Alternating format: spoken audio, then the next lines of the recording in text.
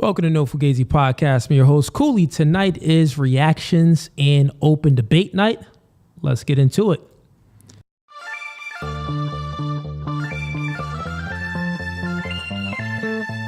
And y'all see the suit too, man. Listen, new studio, new podcast by the spirit, not by the letter. Bro, we can go verse for verse all day long. Doing new things. Men are okay with understanding the reality that we are in competition with one another. But you ladies think that you're special. You are in comfort. Men are men of their word. So here's my word. I'll fly you out here and we can do it in person. And after that, we could box. I'm about my business. So remember I said, when I ask you these questions, I will dismantle your entire argument. That's the end of the debate, my dog. I'm 39, but I don't look your typical 39. Belly. Yeah. You look 39. It's okay though. That man isn't intimidated by a woman like you. He's annoyed by a woman like you. Because a man doesn't want to date another man. He wants to date a woman.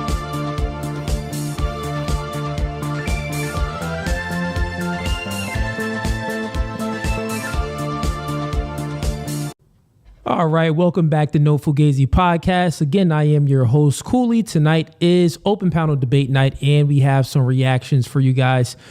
We will be reacting to Tim Pool. Tim Pool had Myron Gaines on the show. He also had Not So Erudite, which is a hardcore feminist, and a few other feminists on the panel as well. So we're going to go ahead and react to that. And then we got a lot of other reactions as well. Hopefully we'll get to them. Hopefully not, though. Hopefully people will join the stream for open panel debate night. So this is how things go on tonight's stream. We pretty much react to content, and as people come on and join the stream, we bring them up. So reactions could possibly be interrupted if people want to come up on stream and debate me about politics, dating and relationships, religion, feminism, all of that type of stuff. Tonight's your time to shine if you have any points of contention with any of my takes. But we do have a few links in the YouTube description. The first link is to join the stream. So if you like this podcast and the first link is to join the stream. So if you don't like the podcast, or actually if you do like the podcast, but if you have some points of contention, click the first link and I will welcome you to debate night. The second link in the YouTube description is for if you like the podcast. That's going to be to join the members. We got a few tiers. It's gang, hitmen, and mob ties. You join any of those tiers, you are welcome to the cookout. You locked in with us, man. So join the membership. You get special accesses to myself and my team and all special perks and stuff like that too. We're working on some things as well for the members. Going to get some special things for y'all in the chat. I know I said I was going to have it done, but it's going to get done. It's going to get done. My assistant's been slacking a little bit, but we're going to make sure it's done. The special emojis and stuff for you guys in the chat.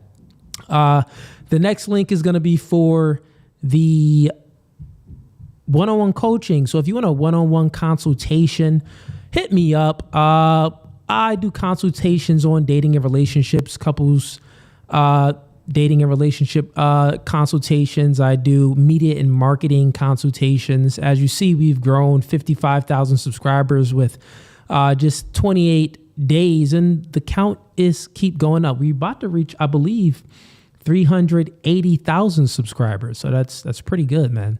I believe was it 2 months ago we just hit 300K. Yeah, so we just hit 300K 2 months ago. We already grew about 80,000 subscribers within the 2 months. Really, and I think it was about 3 months ago we were at 300K. But anyways, yeah, we grew a lot in just like a month's time. So yeah, if you need any, coaching on that, on media and marketing, if you have a business, you're trying to sell a product, you trying to start a podcast and stuff like that, hit me up, man. I got you. The next link is going to be for the Clips channel. We do post clips on there daily. Subscribe to the Clips channel if you already aren't. And then all the other links is for the social media platforms. We got the TikTok, we got the X, we got the Twitter, which is X. And then we also have the Facebook account with 1 million followers on there. So currently we are live on Facebook, Instagram, and TikTok. Before I get into this reaction, man, let me just show you guys something, because we had a few people making these fake accounts. And I don't know what's going on, but as we rise, it's like the haters get bigger. We grow more supporters and the haters is working overtime. Like, God dang, cool. He done hit 50,000 subscribers this month. Oh man, we can't let him get this. Let's work overtime. So let me show you what they doing over on Facebook, because Facebook is my biggest platform. Facebook I'm monetized on. I got 2 Facebook accounts. I got my David Cooley Facebook account, and then I have my No Fugazee podcast Facebook account.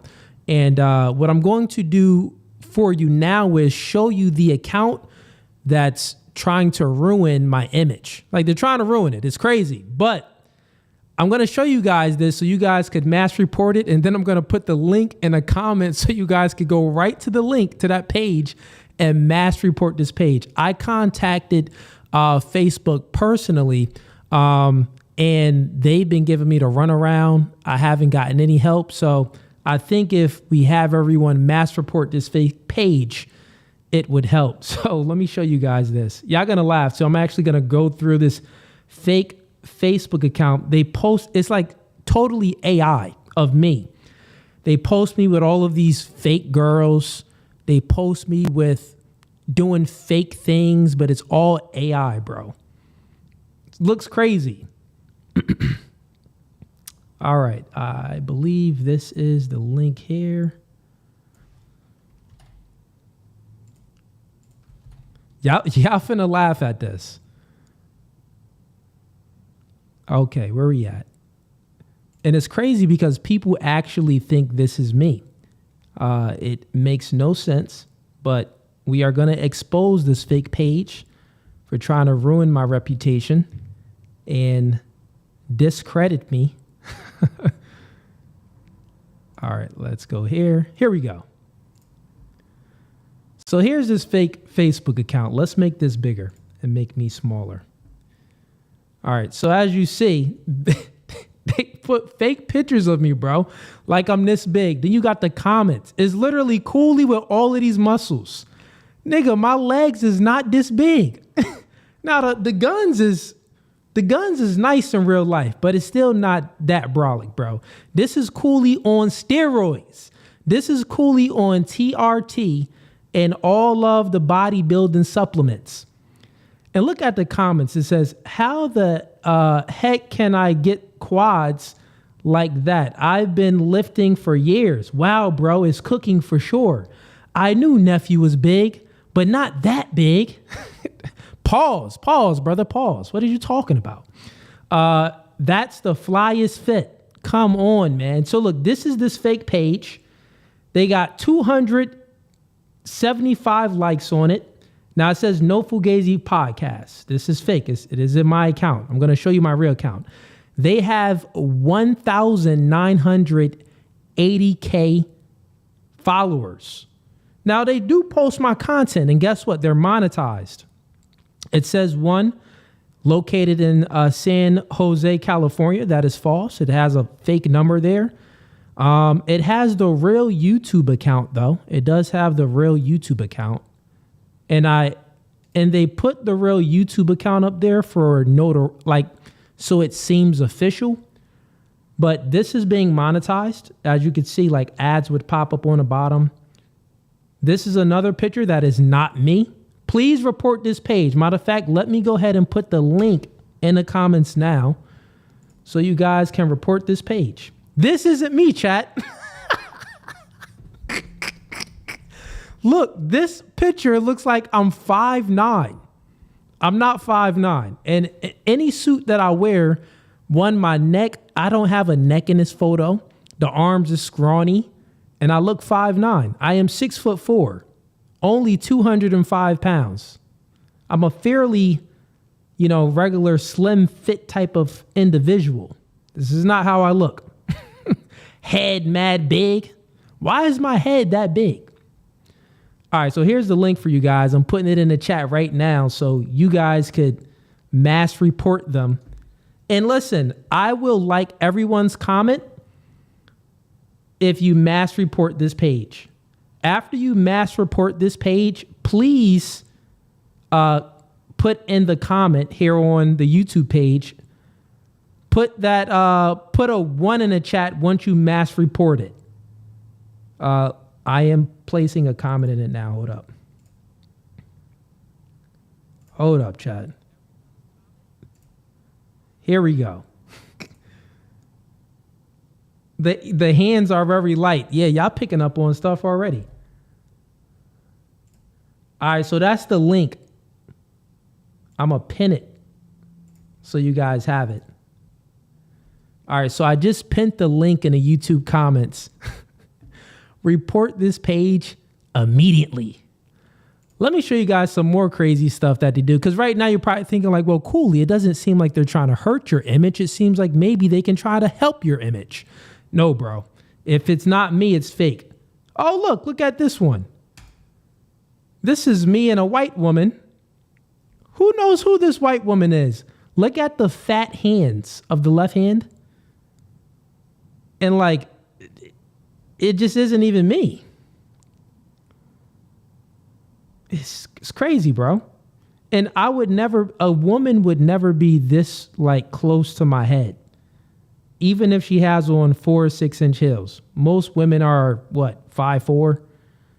So yeah, she's probably the top of her head is probably going to come up to like my chin, not my nose, or maybe the top of her head would come up to like my shoulders. But let's continue on. Yo, look. Listen, this page better count their days, bro. This page, listen, man. Nah. Count your days. It's a fake picture of me and a fake picture of my daughter. I'm guessing it's supposed to be a picture of my daughter, but yeah. Let's keep going. I'm going to show you guys more. This is what they do. One, and they just post like random stuff. None of this stuff is any of my opinions. Or you get what I'm saying? And they write statuses over here about things. That's not my true opinions. All right, let's get off here. Let's scroll down. Now watch, they're still monetizing off of me. Let's continue down. They post regular statuses too. I don't care what nobody says. Prayer works. And that man upstairs is real. Okay, I agree with that. But, this is still not me. Now let's continue on. It gets worse, chat. It gets worse. Trust me. Let's keep on scrolling down. You're going to be like, oh, coolie. It gets worse, man. Look. Who is this guy? Yo. It's probably like some people in like, let me not say nothing. But, it's probably just a hater. Or it's like some freaking people in like another country creating these pages to make fake content. Why is my knees this low? And the crazy thing is, people be in the comments. Look, bruh, what are those? What kind of sneakers are those? Anyways, mass report this page now. It's so much stuff, I can't even get to it all. Like the one thing that they posted was like me and an entirely fake family. Like I would have to keep on scrolling down. It gets, once again, another fake picture of me with a young little girl. I don't know if they trying to say it's my, what are they saying? Park strolls and daughter goals. Can you tell who actually picked the outfit today? Gay. I don't speak like that. Gay, gay, gay. Look at this.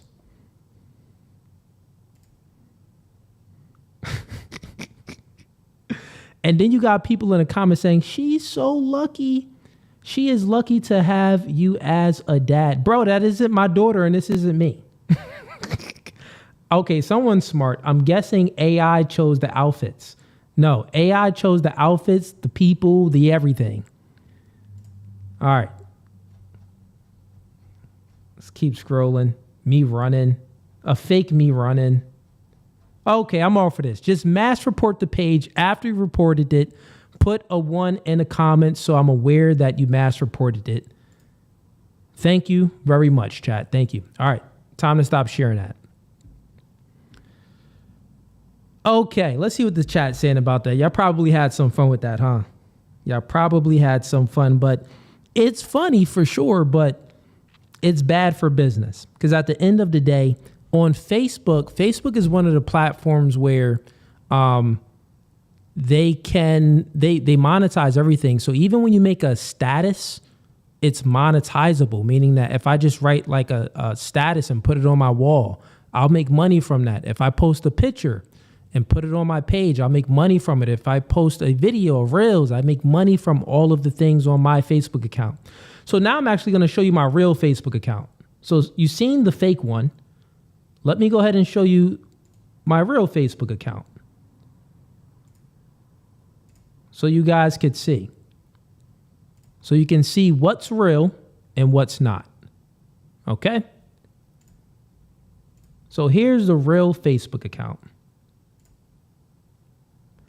So the real Facebook account, as you see, it has 1 million followers, only following 189 people. And this is my real Facebook account.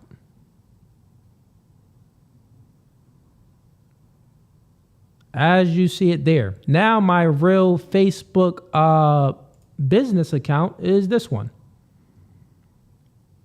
So here's the No Fugazee page, the real page. The No Fugazee real page, it has 175K followers. So, I mean, they actually have, the fake page actually has more followers than I do. But anyways, let's stop sharing that. So now you guys seen all of that. Okay. All right. Yeah, let me get to the comments real quick. Comments is probably wildin'. Shouts out to, let me see who we got in here. Yeah, they trying to, I see y'all in the comments trying to pimp out my daughter or something, man. It's wild. Now, it's not to say that I don't have, like, you can find pictures of, you know, my family and stuff online. I don't try to hide anything, but it's the fact that they're monetizing off of it. That's the fact. So it's not good for business. And it's also, they'll do like 15 posts a day. So if you keep scrolling, you'll see some things where it's like, this doesn't look good. Like, this doesn't look good at all. Okay, we got Wick Kid Dream. Shout outs to you. He sent in $20. He says, big shout out to Cooley along with Tyga. Let's have a great show. Let's have a good show tonight, man. Shout outs to y'all. No Fugazee. We got Tyga in here, sends in $10. He says, I'd like to publicly challenge Wick Kid Dreams on the ethics of alligator. I got some smoke for him. Okay, fair enough. I mean, if you guys want to go ahead and have a debate, I could bring you guys up, or was that just for fun? We got Great Win, says in $2. When are we getting the Cooley and Myron collab? Listen, man, I don't know. I told you guys, I'm very transparent. I've reached out to Myron and Fresh. Haven't really heard back from them, man. I reached out to both of them guys a while ago, but you got to think about it. They're busy, man. That's how things go. There's many people that reach out to me and I don't even see the DMs.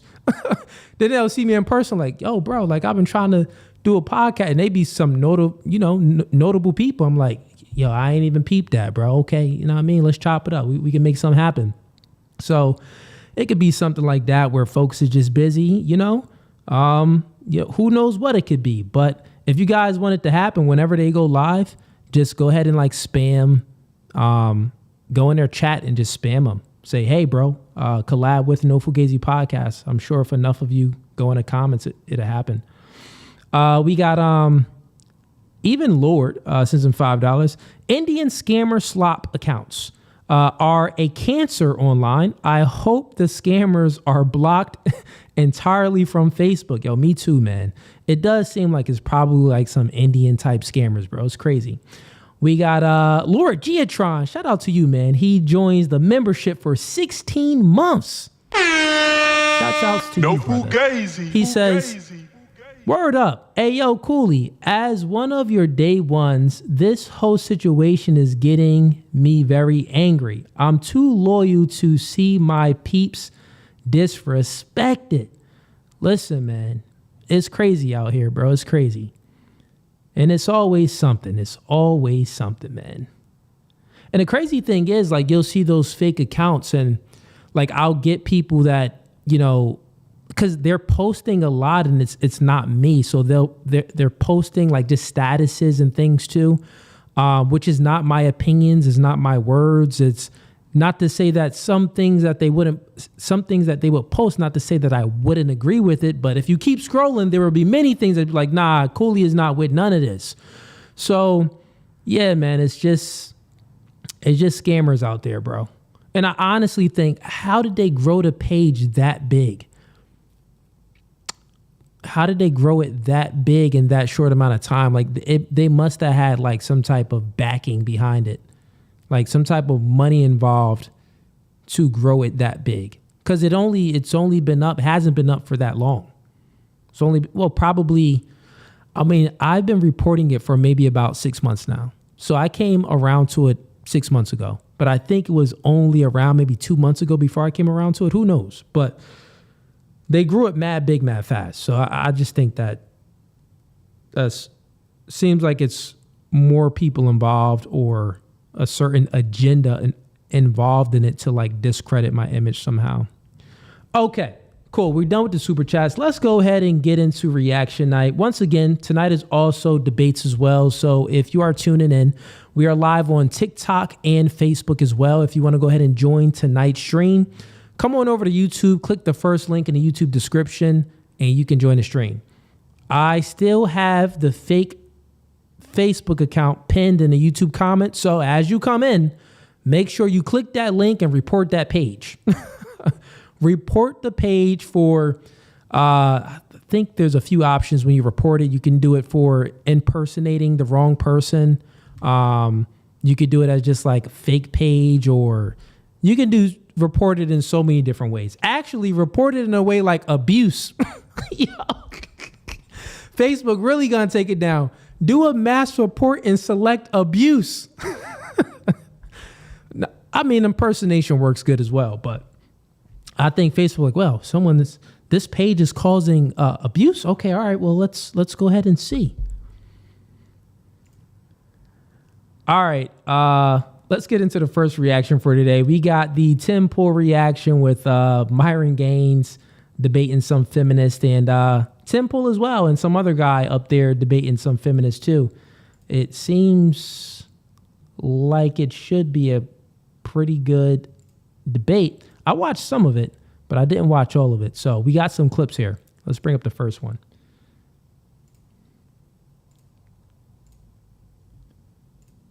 All right, here we go. Here we go.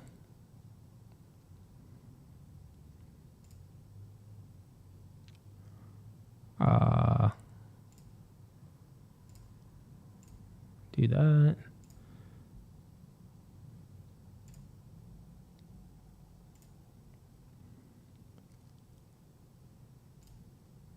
There's an interesting split between the civics of it and the dating element of it. So you were saying that... And the morality. Sure. What's the morality argument? I think that, like, feminism is morally good. What does that mean? I think... What does morally good mean? In, like, a Christian, Aristotelian kind of way. That's like my Western, question. all of our, like, Western systems absolutely value things let me like ask you this question. agency. So right off the bat, this chick, she doesn't know what she's talking about. She says, I think feminism is morally good. And she says, in a Christian ethic type of way, no, Christianity, what are you speaking about? There's a hierarchy when it comes to Christianity. God, man, the woman, children. That's the hierarchy. So she's just speaking nonsense. Even if we go to biblical text, just to debunk her real fast, even if we go to, let's see here. You know what? I have so many. Let's go to 1 Corinthians verses 11. We got, a man ought not to cover his head, since he is the image and glory of God.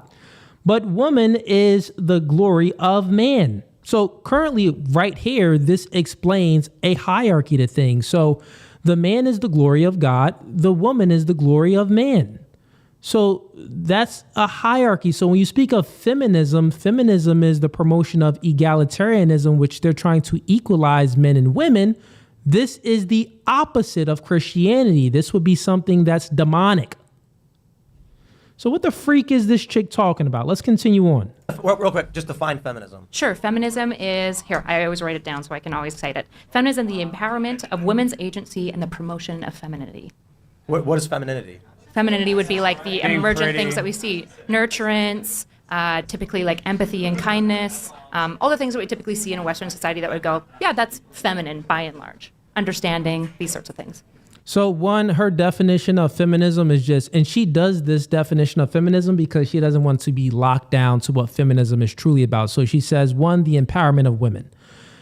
Well, the empowerment of women, well, he should have asked that first. Well, what do you mean by the empowerment of women? Women has always been a protected class.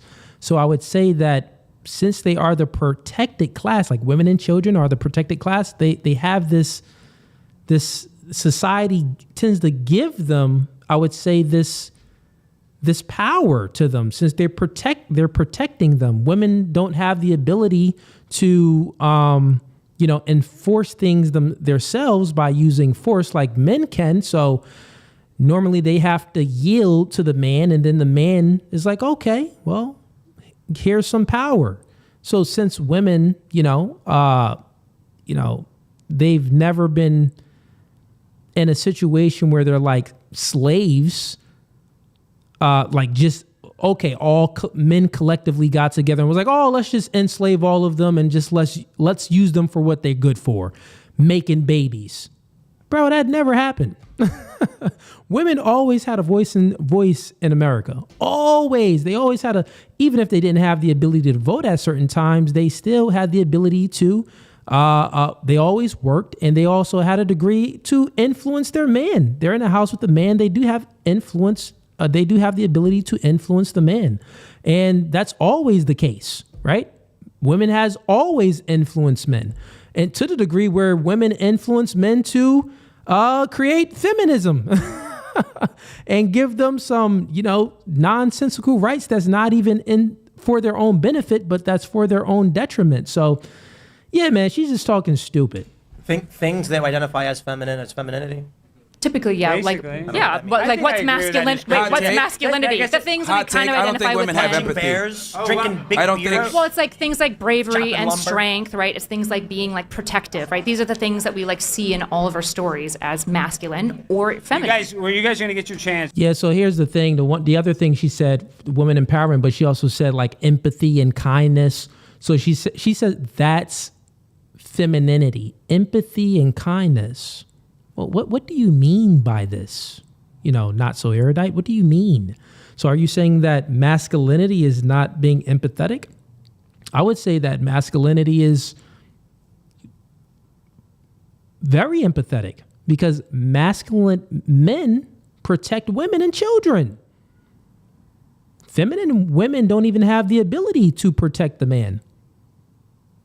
So what do you mean? And when they're at their most vulnerable state, when they're pregnant or giving birth, they don't even have the ability to protect their own children. They need a man to protect them. So this would conclude that, you need to maintain your life, and the man is empathetic about that. They're like, well, let's put implications into the laws and everything to protect women. Like rape is illegal. Like SA. Many certain things is, women they're protected so much, and they're given so many rights where now they have the ability to just abort all of their children. Over 1 million abortions per year. And this comes from the indoctrination of feminism. Everybody shut the fuck up. Is femininity then related to like nurturing, Yeah. having babies? Yeah. Yeah. Yeah. I think that's good. Hot take. I think women actually lack empathy. Contrary to them saying that they have empathy, I think women have sympathy. They can feel sorry and compassion for sure. But when it comes to empathy, especially to the masculine experience, they don't have it at all. I would argue most women don't know what men want. They don't know what men are interested in. They don't know what it takes to keep a man around, which is why most girls can't even stay in a relationship long term or get married.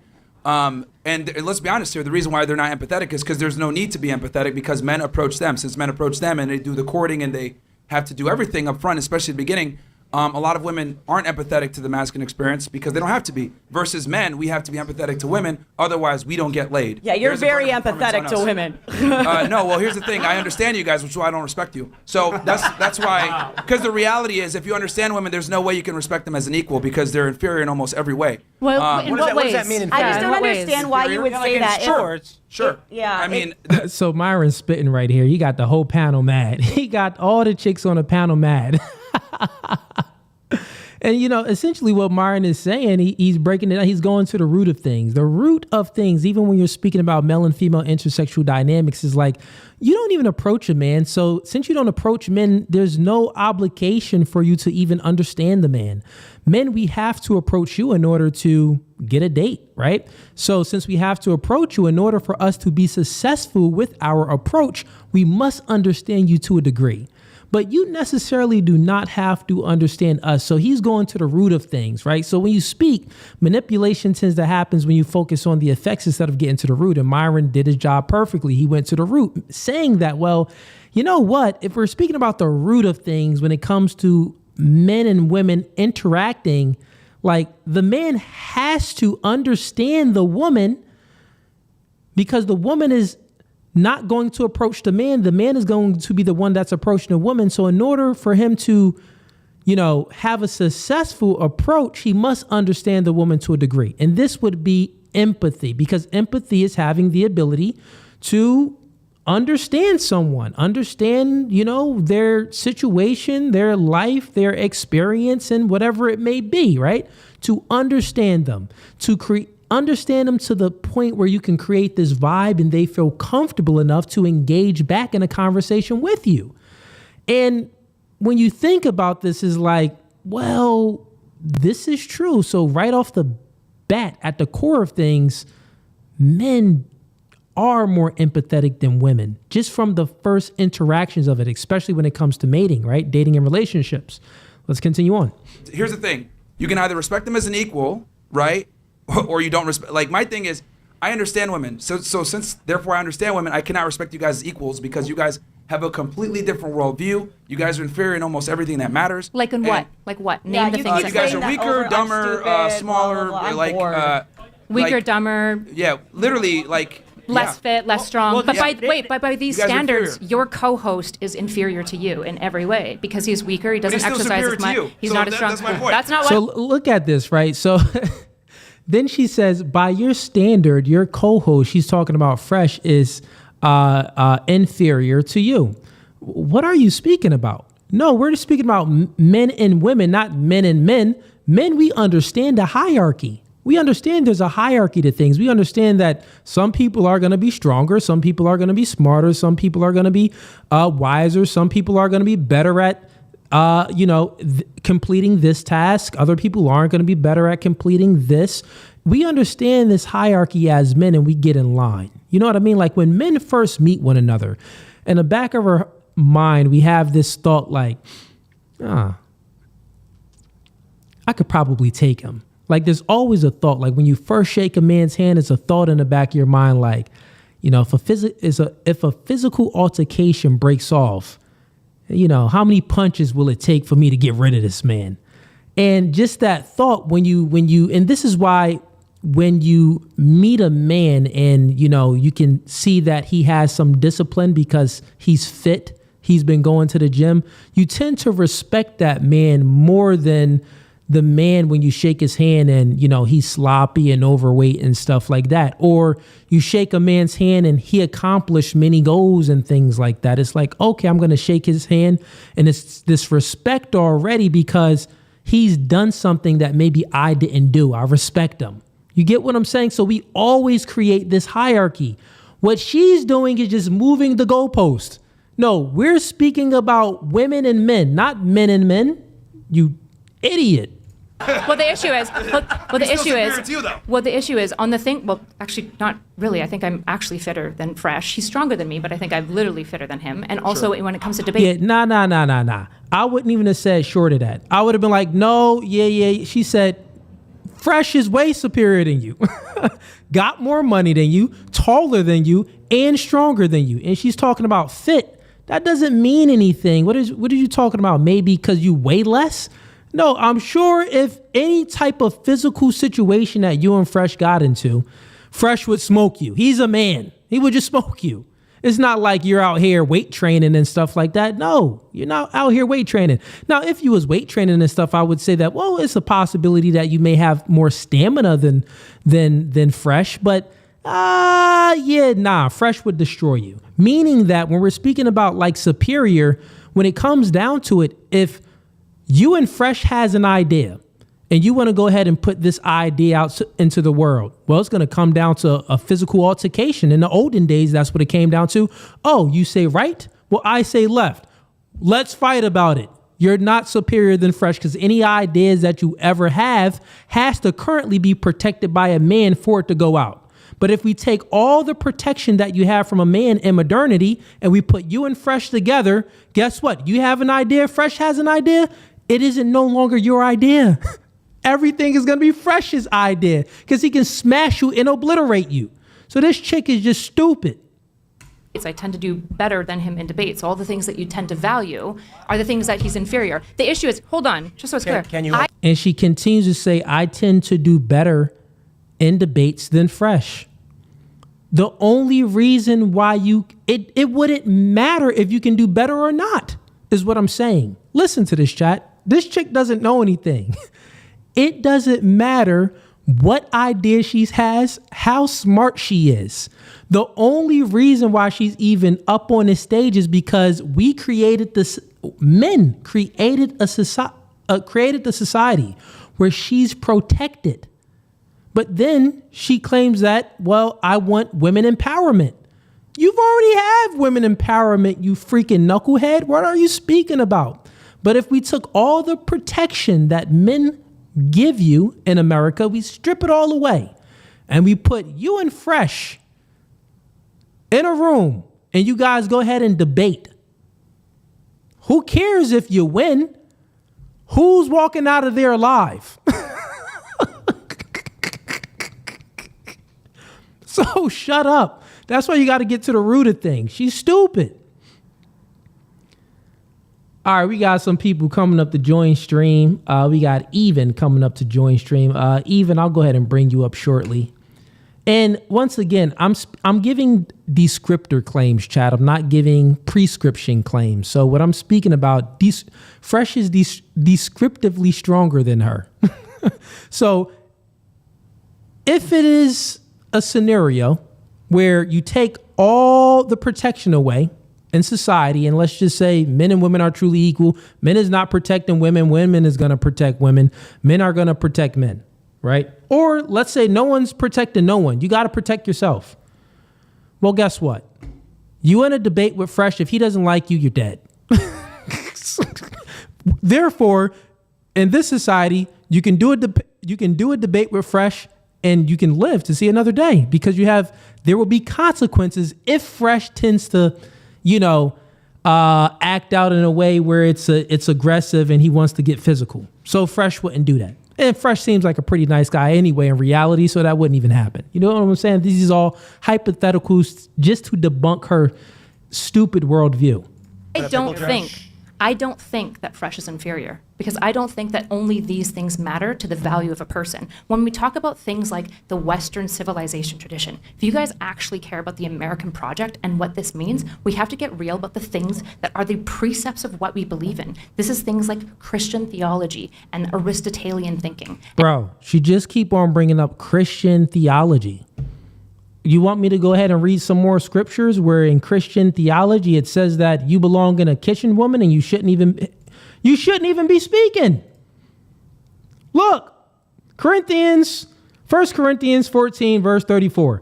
Let your woman keep silence in the churches. Now, this is in the churches. But if we just extrapolate this into, how, put it like this. This is back in the day. It's churches. So even in the Bible, it's saying, let the woman be silent in the churches, for it is not permitted unto them to speak, but they are commanded to be under obedience, as also saith the law. You got 1 Timothy, verses 11 and 12. A woman should learn in quietness and full submission. I do not permit a woman to teach or to assume authority over a man. She must be quiet. So many verses where I could bring up where this chick is just dumb. She's speaking nonsense.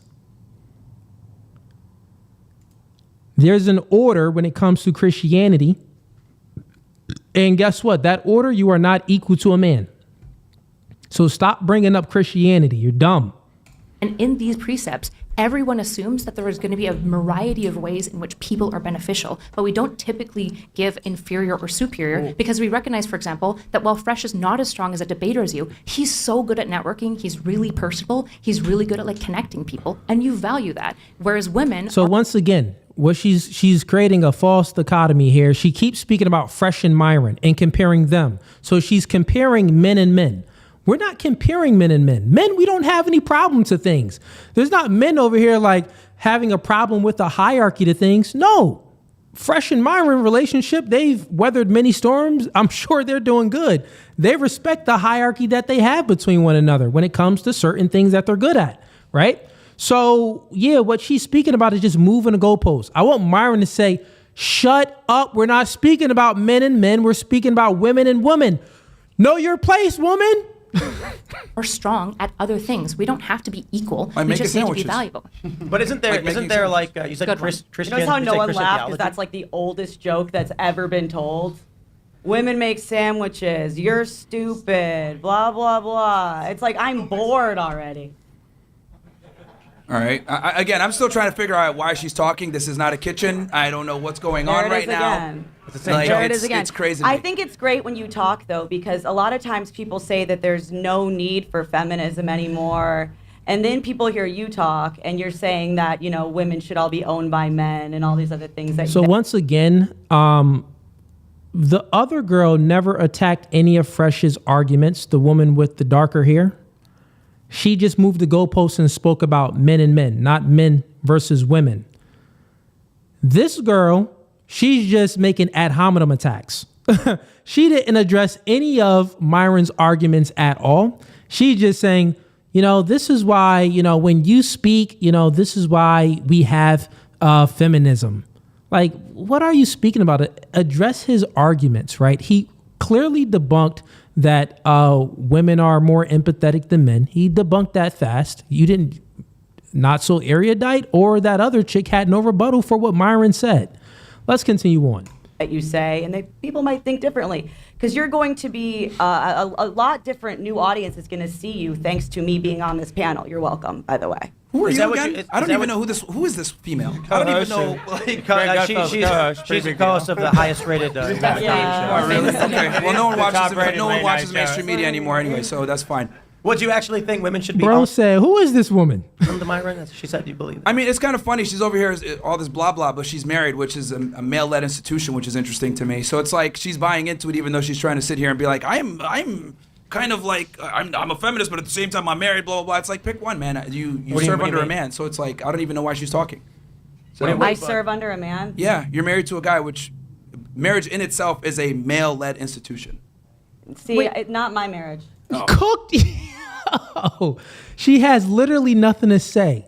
Homie just cooked her. Then she says, well, not my marriage. Your marriage isn't. He said that marriage itself is a male-led institution, which is facts. So she didn't refute that. She wanted to speak anecdotally, right? He made a broad claim.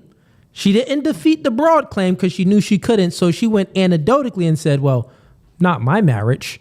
No one's freaking speaking about your marriage. But let's see if that's true. Let's continue on. Yeah, we're equal. So you wear the pants in your. We're equal partners in my marriage. I know that's crazy. That, but it. The concept of equality is a lie. It's not true. One do you is mean? always What the does that leader. mean? Who's the leader in your relationship? Who's the decision maker? You or him? Depends on the thing. This doesn't Who make, is this doesn't make one who's the person more or main less leader in the morally relationship? valuable, You or though. him? It depends on the thing. And then you hear not so erudite. She's trying to move the goalpost again. This doesn't make, one or another, not as valuable. No one's speaking about value right now, you stupid low IQ whore. Shut up. We are equal partners. We've been through a shit ton together. Crap. A lot of stuff together. Okay, so now she never explains how they're equal. She says, we are equal partners. We've been through a lot together. Oh, well, you've experienced a lot together, so you're equal? She's stupid. Put it like this.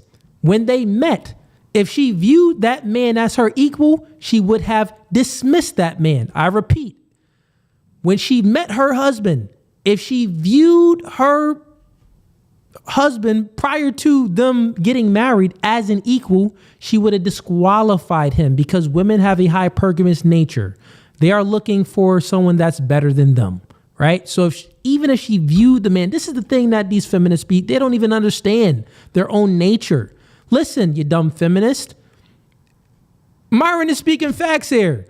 Every man that you're in a relationship with, if you truly love him and if, let's say this, if you respect this man, you don't view him as your equal, right?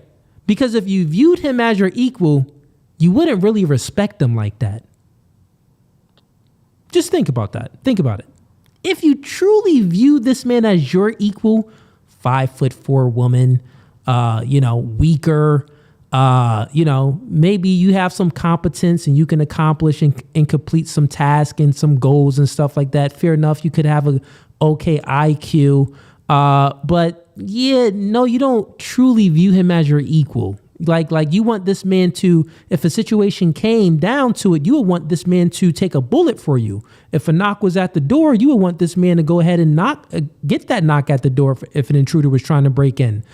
All of these things to preserve your life and your value as a woman, you actually yield it to the man. You yield all of this to the man to protect you. So therefore, you can't actually view him as your equal. You have to view him as your superior. Like, it makes no sense. And since the man is there we have this innate, this natural propensity to protect the woman we love. We don't view them as our equal.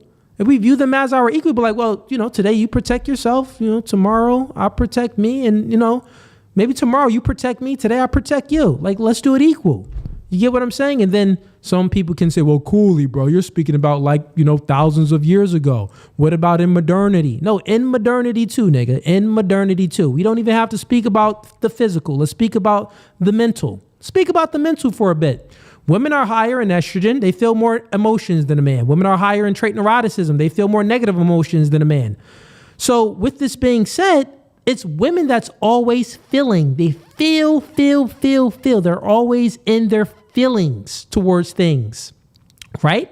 So this is why they say things like, I want a man with emotional intelligence. The reason why they want a man with emotional intelligence because they need help regulating their emotions. Think about it, chat. All of these chicks, especially the feminists, I want a man with emotional intelligence. The thing is, when we want something from someone else is because we don't have it in ourselves, or there's it will bring us some balance if we get it, right? So with the woman saying she wants, there's no men talking about, oh yeah, I want an emotional intelligent woman. I want an emotional intelligent woman. Yeah. When have you ever heard that? No, niggas be like, listen, man, I want the chick that's slim in the waist, thick in the hips, and with a beautiful face, and I want her to listen to me. It's like, okay, that's what men want. Not no emotional intelligence. We know that chicks don't have no emotional intelligence. We know that chicks just yield everything on their emotions. So it's just stupid. So the fact that most of these chicks want an emotional intelligent man tells you that and somewhere in their mental, there's a void and they're looking for the man, something that's superior to create some type of balance within their mental or some type of give some structure and some order within their mental because they got a lot of demons in their head. Especially recently. And I love him very much. He loves me very much. And I would never have a child with somebody who didn't see me as a person. I see a lot of posts on the internet about like I would never have a child that didn't see me as a person. Yeah, this chick is just dumb. And real quick, let's just expound on this whole emotional part real quick, right? Because even if we expound on it, we say, well, generally speaking, men are more rational, tend to be more logical, tend to act despite how they feel. Now, it's not to say that, currently in 2025, there's a lot of sassy men out there and they tend to act on how they feel. They tend to be very feminine, but, generally speaking, men are more rational than women. So with this being said, women even know this too. And most of the complaints that women have, I do a dating show. I bring on chicks, and most of their complaints when and I've interviewed over 700 women, most of their complaints is men acting like women, like men being vulnerable, men not having the ability to regulate their own emotions. So therefore she has to play mommy in the relationship and like coddle him. Women do not want a man like that. Like women do not want a man where the man has to lean on them. No, women want a relationship where they have the comfortability and the security to lean on their man. So there's no equality here. Fertility problem, and why aren't women having kids? And you look at the comments, you see why maybe women don't want to have kids with, it ain't the women that are the problem a lot of the times. There's a lot of problems with talking about women, why don't women want to have kids, and not enough talk about why men aren't becoming, in some cases, the kind of partners that women would want to have a child with. I did not meet someone I'd want to have a child with until I met my husband when I was 30 Still years trying to old. figure out who the leader is here. But nothing gets done by a committee. Nothing gets done by a committee. I want to bring it back to feminism because. So think about what she just said. She said, I did not meet a man until I found my husband. I did not meet a man that I wanted to have a child with until I met my husband, and that was until I was around 30. So that means that you've been being dicked down. You had many sexual partners before you met your husband. That's all that means.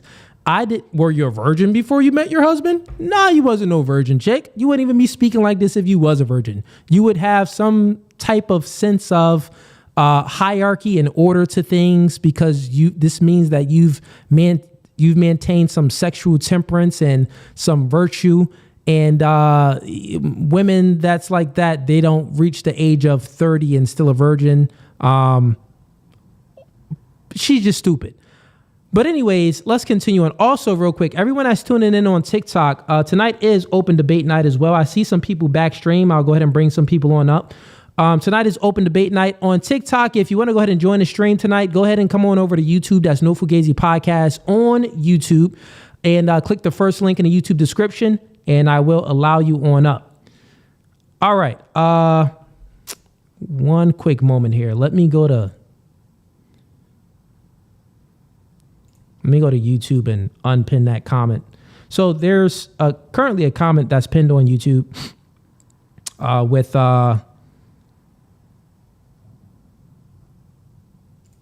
that fake account. But let me go ahead and take that out and let me put the link to join the stream. And let me pin that in the comments on YouTube. 1 second here, chat. Then we will continue with the stream. Yeah, that's it.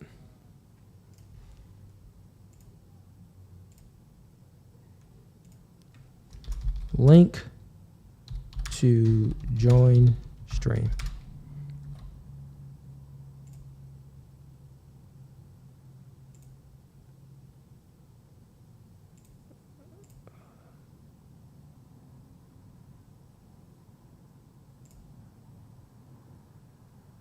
All right, I just pinned it in. I just pinned the link to join the stream on YouTube. And I'm also going to put that link on TikTok. 1 second here, everybody that's watching on TikTok.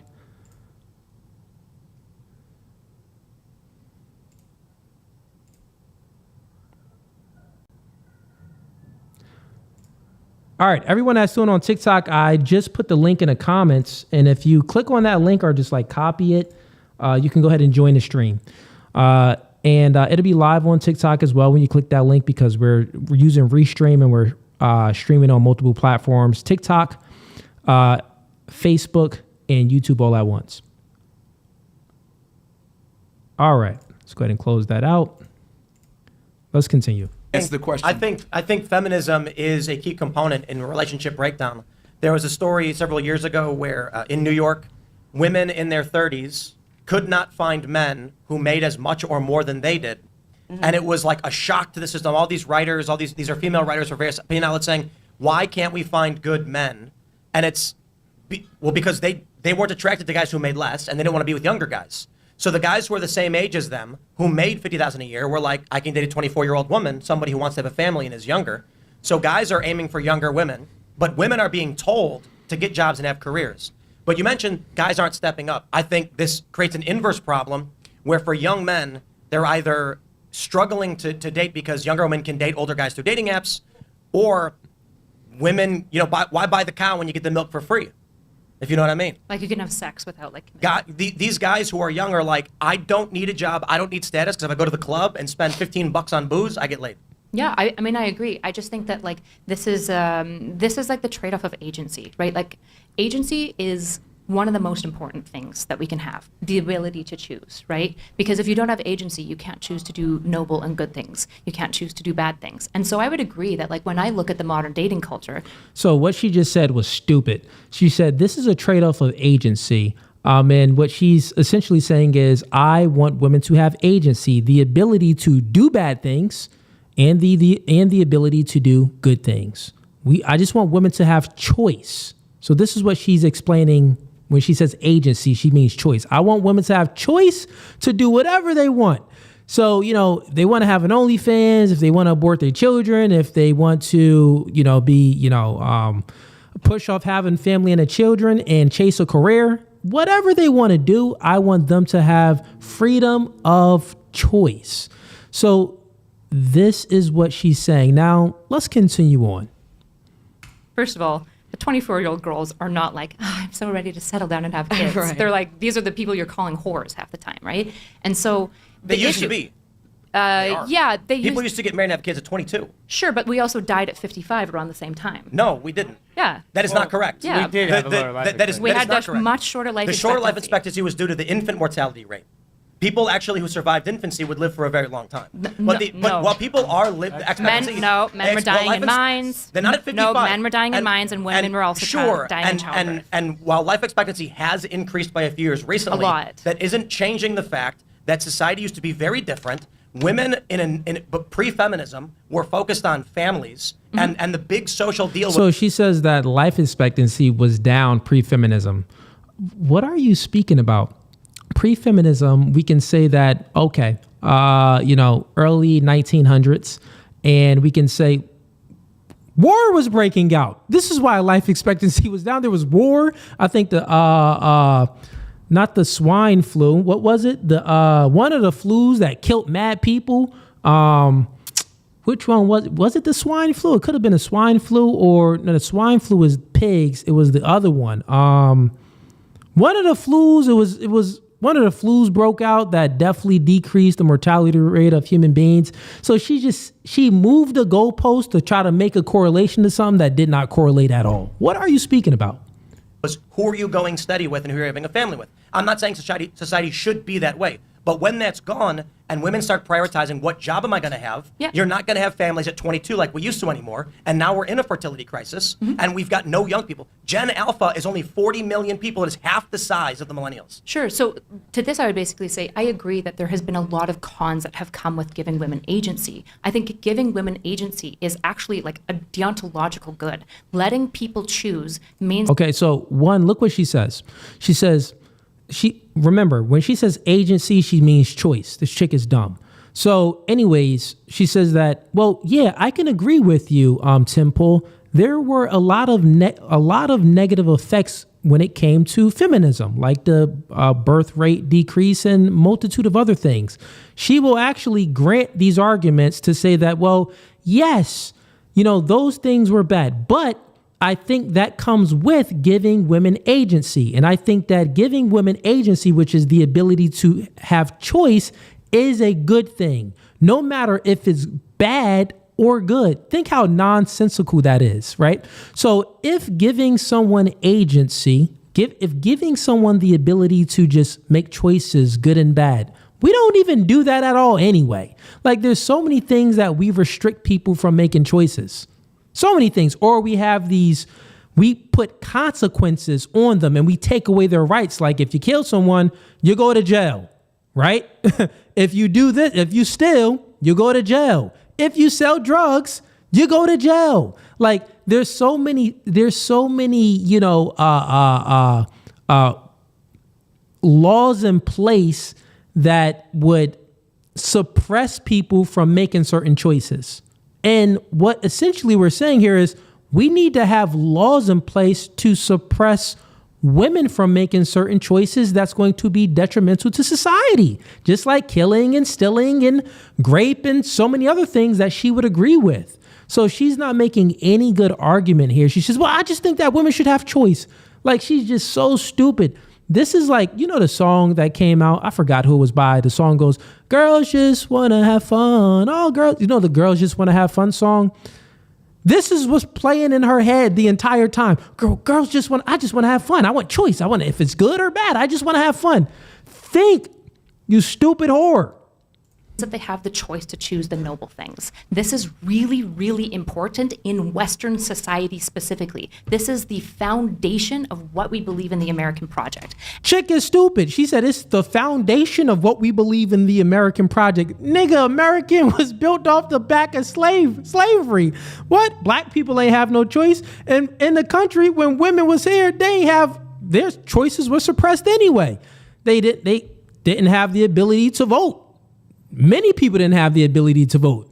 Certain men, all women, no slaves. Like, what is you speaking about, chick?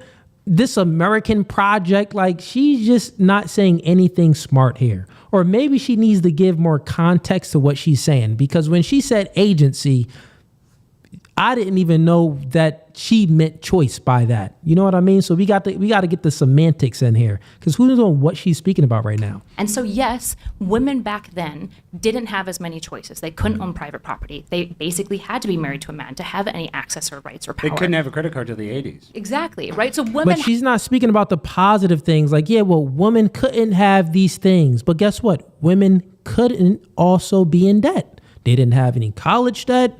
They didn't have any type of debt at all. The man incurred all the debt. So think about the benefits of it. Not only that, when we think about this, is like, well, women have all of this choice. They have so many options, and all of these options, it's destroying them. It's just destroying them. They keep picking the wrong option.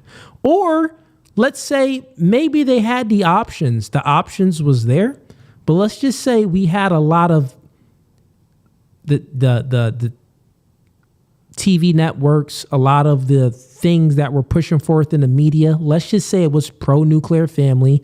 It was pro-natalism, not anti-natalism. So it was pro-having babies and stuff like that. Let's just say it was a lot of good propaganda to push society in the ways where she even knows that it will be good, because obviously she knows it's good, because she said that, well, the things that Tim Pool and Myron said, well, those are actually bad for society. That was one of the things that's bad when it comes to feminism. So she knows certain things are good and bad, but then she just wants to say, well, even if it's good or bad, I still want there to be choice. Okay, let's just say that. But let's just say, well, if you want it to be choice, whether if it's good or bad, what about influence? Do you think that we should change up the way we are speaking and influencing the masses on things? Like, I remember, back in the day, there was just so much influence and so much stuff in the media to get people to join the military. So much, things that I used to see on TV that promoted family, like a mother and a child, like the nuclear family, but now it's showing two mothers or two men with some children. It's very weird. So it's not showing the nuclear family. Like currently right now, there's nothing on media. There is some things on media, but it's more so from the conservative movement. But most of the things that we see on media, most of the things that we see on Disney, even when we watch movies, it's just indoctrinated with feminism. It's like destroying the hierarchy to things, destroying the patriarchy, destroying the order, the God, man, woman, children. It's destroying that. It's making like most of these superheroes movie that we see are not even a superhero movie. It'd be a regular movie. The chick could beat up a man. This 5'2" chick weighs 120 pounds. She's picking up a guy that's 6'4", 260 pounds and throwing him. And it's not even a superhero movie. I'm like, what's going on? This doesn't even make sense. How did this little chick get all of this strength? It should be a superhero movie, but it's not. It's like a regular type of, secret agent type movie, right? But she's just dumb. She hasn't said anything smart yet. Let's see if maybe she can explain this agency and women having choice. Let's see if she can wrap this up where it makes some more sense. Better times. Less debt. Women had less agency. Women had less agency. But I would argue she keep on saying women had less agency. That was a moral failing of society. And okay, think about what she just said. She's hurting her entire argument. Women had less agency, but I think it was a moral failure in society. But when women had less agency, we seen that families was more intact. We seen that relationships was more intact, right? We seen that women didn't have any debt. We seen so many positives in society, right? Now, there's women always complaining. I'll say this. There's more women complaining now with all this choice when it was before when women didn't have as much choice. There's more women complaining now with all of this choice. Think about it. Women are complaining. Oh, all of these men are crap. There's no good men out here. Chick, you got an Instagram posting booty pics. You got the pick of the litter. You got all these guys giving you all of this attention. The thing is, you're dumb. You don't understand the world. You don't understand the world. You can't understand that, well, the attention that you're getting, you're conflating sexual attention with relationship attention. Yeah, most of the dudes that meet you in person or online, they just giving you sexual attention. That's not anything to be proud about and to, give yourself a trophy about. You want to get relationship attention from the man that you want. Most of these chicks out here, they don't even have the ability to do that at all. The men that they want only smash. And she's probably a victim of it. This is why she doesn't understand these things. Because the outcomes right now might be worse. That doesn't. Bro, there's a reason why. Now I get it. Like the more and more I listen to women like her and the more and more I do my dating shows, there's a reason why in biblical scriptures, it says women should learn in quietness, full submission, and do not permit a woman to teach or to assume authority over a man. She must be quiet. That's 1 Timothy verses 11 through 12. Like, it makes sense now because they just don't understand. They view the world through a lens that is just not true reality. It's like this coddled, softened reality, that gives them this delusion because they don't really experience negative consequences for their actions. So think about it. If you go through life and you don't experience negative consequences like immediately for your actions, you'll like live in delusion land. Like men, if we put it like this, all human beings are on this world to procreate, right? We're on this world to procreate. That's why we were created, right? So men, if we don't go out there and assert ourselves, then we'll feel negative consequences immediately. Well, we won't have the ability to get sex because girls wouldn't be attracted to us because we're at our mom's crib eating cereal and, lazy on a couch eating some freaking playing video games. Get what I'm saying? Not doing anything productive with ourselves. We will feel the negative consequences of that. It'd be no sex, meaning that our body still gonna get horny because niggas got testosterone. Still gonna be horny. We're like, God dang, I'm horny. But when I go out and I go chill with my friends, or if I go to a store, I see a girl, I try to talk to her, she disqualifies me or doesn't even look at me. Why is this happening? Negative consequences because you're not asserting yourself. A chick can live that same life at home, eating cereal, playing video games, right? She goes outside, she still gets attention. Oh, hey, Katie, you're beautiful. She posts on Instagram, and she's fat too, by the way. She posts on Instagram, still getting guys in her DMs. Hey, Katie, I would really love to take you out, even though she's 400 pounds, 5'5". You get what I'm saying? Girl, you looking good. Because she's still getting all of this free attention from the simps, which then creates this delusion in her mind, which thinks that, well, one, she doesn't need to self-improve.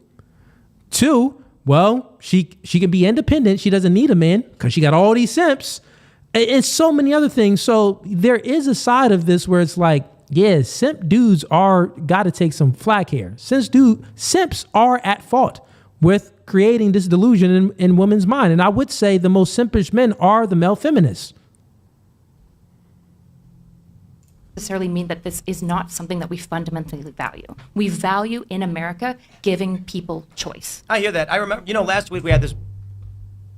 Yo, you guys got to I wish they got to have me up on this panel, because here's the thing. They should have had me or Andrew Wilson on the panel, truthfully, because here's the thing, you can't let them get away. She said a lot of things where you just granting presuppositions, things that she presupposed. I wouldn't grant any of that. I would be like, well, explain, what do you mean that in America we value choice? I would say, no, we don't. When have we ever? We got all these laws and stuff, and guess what? If we really value choice, why did the women and black people just get the chance to vote in 1960 or whatever it was? Why did that happen then? So it's only been, 40, 65 something years that, women had the ability to vote and got, certain privileges and rights as men. But that wasn't what America was founded on. So what do you mean? I would say explain more. You get what I'm saying? So it's like when you just grant these presuppositions to her, the things that she presupposes, to other people's audience that don't know the truth, they'll be like, well, yeah, America is founded all on choice. So what she's saying is right. No, what she's saying is wrong. Big debate on police. And I think the shortcomings for Michael Malice, which I respect the guy, he's a good friend, but he kept saying police were bad. And it sounded like all he was saying was, yes, there are big problems with police and there's no alternative, or the system will always be bad in some way, but there is a worse. So I look at this now and I'm like, okay, I agree to a certain degree on the deontological aspect of people should have free choice. You want to have a job, you can do it. You want to have finances, all that's fine. Is the end result then the Gen Alpha is 40 million and collapsing, and there won't be any humans in the future, or cities are going to start shrinking, infrastructure is going to start crumbling, and we're going to go, it was a moral good to make sure that we had this semblance of equality under the law, and then society was destroyed by it. Well, equity of agency does mean bad outcomes sometimes. The issue is that I'm not opposed to people strongly. Which proves that when women have agency, things go bad.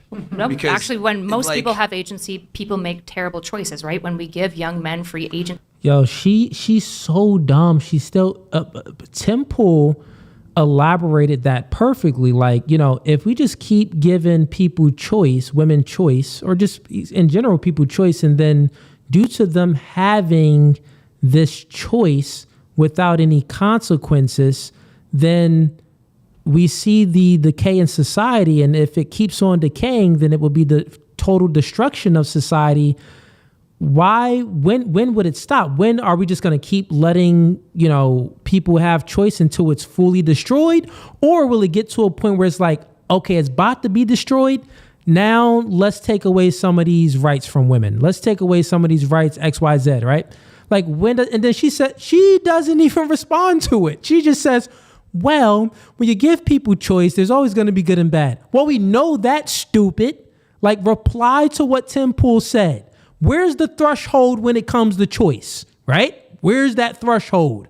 Does it when, the birth rate is extremely low and we America doesn't even look like America. It looks like Mexico.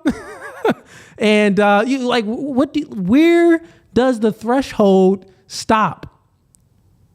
What's your threshold? When do we say enough is enough? We need to start putting our foot down and stop being so tolerant of these things and, it's okay to be intolerant. And then she keeps on saying that, well, America, and she's putting in there Christianity. You're pretty much saying like Christianity is a religion that is tolerant. No, Christianity is not a religion of tolerance. Not a religion of tolerance. We can say it's a religion of obedience. Yeah, obedience. Not of tolerance. It's a religion of intolerance. There's so many things. There's 10 commandments. Don't do this. Don't do that. Don't do this. You do that, you go to hell. You're not favored by God. Like, what is she speaking about? Chick is dumb.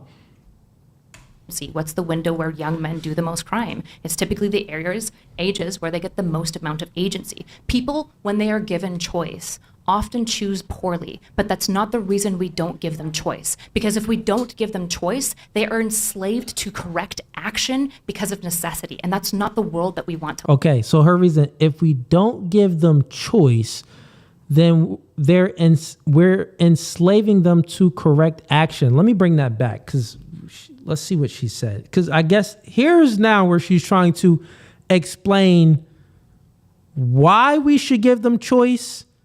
And if we don't give them choice, is bad. So let's hear this explanation again. I got to get that again. Live in poorly, but that's not the reason we don't give them choice. Because if we don't give them choice, they are enslaved to correct action. If we don't give them choice, then we're enslaved to correct action. Because of necessity. And that's because of necessity. Not the world that we want to live in. That's not the world that we want to live in. So once again, Myron or Temple, they got to say something about this because this is stupid. She's saying that maybe that's not the world that you want to live in, you dumb chick.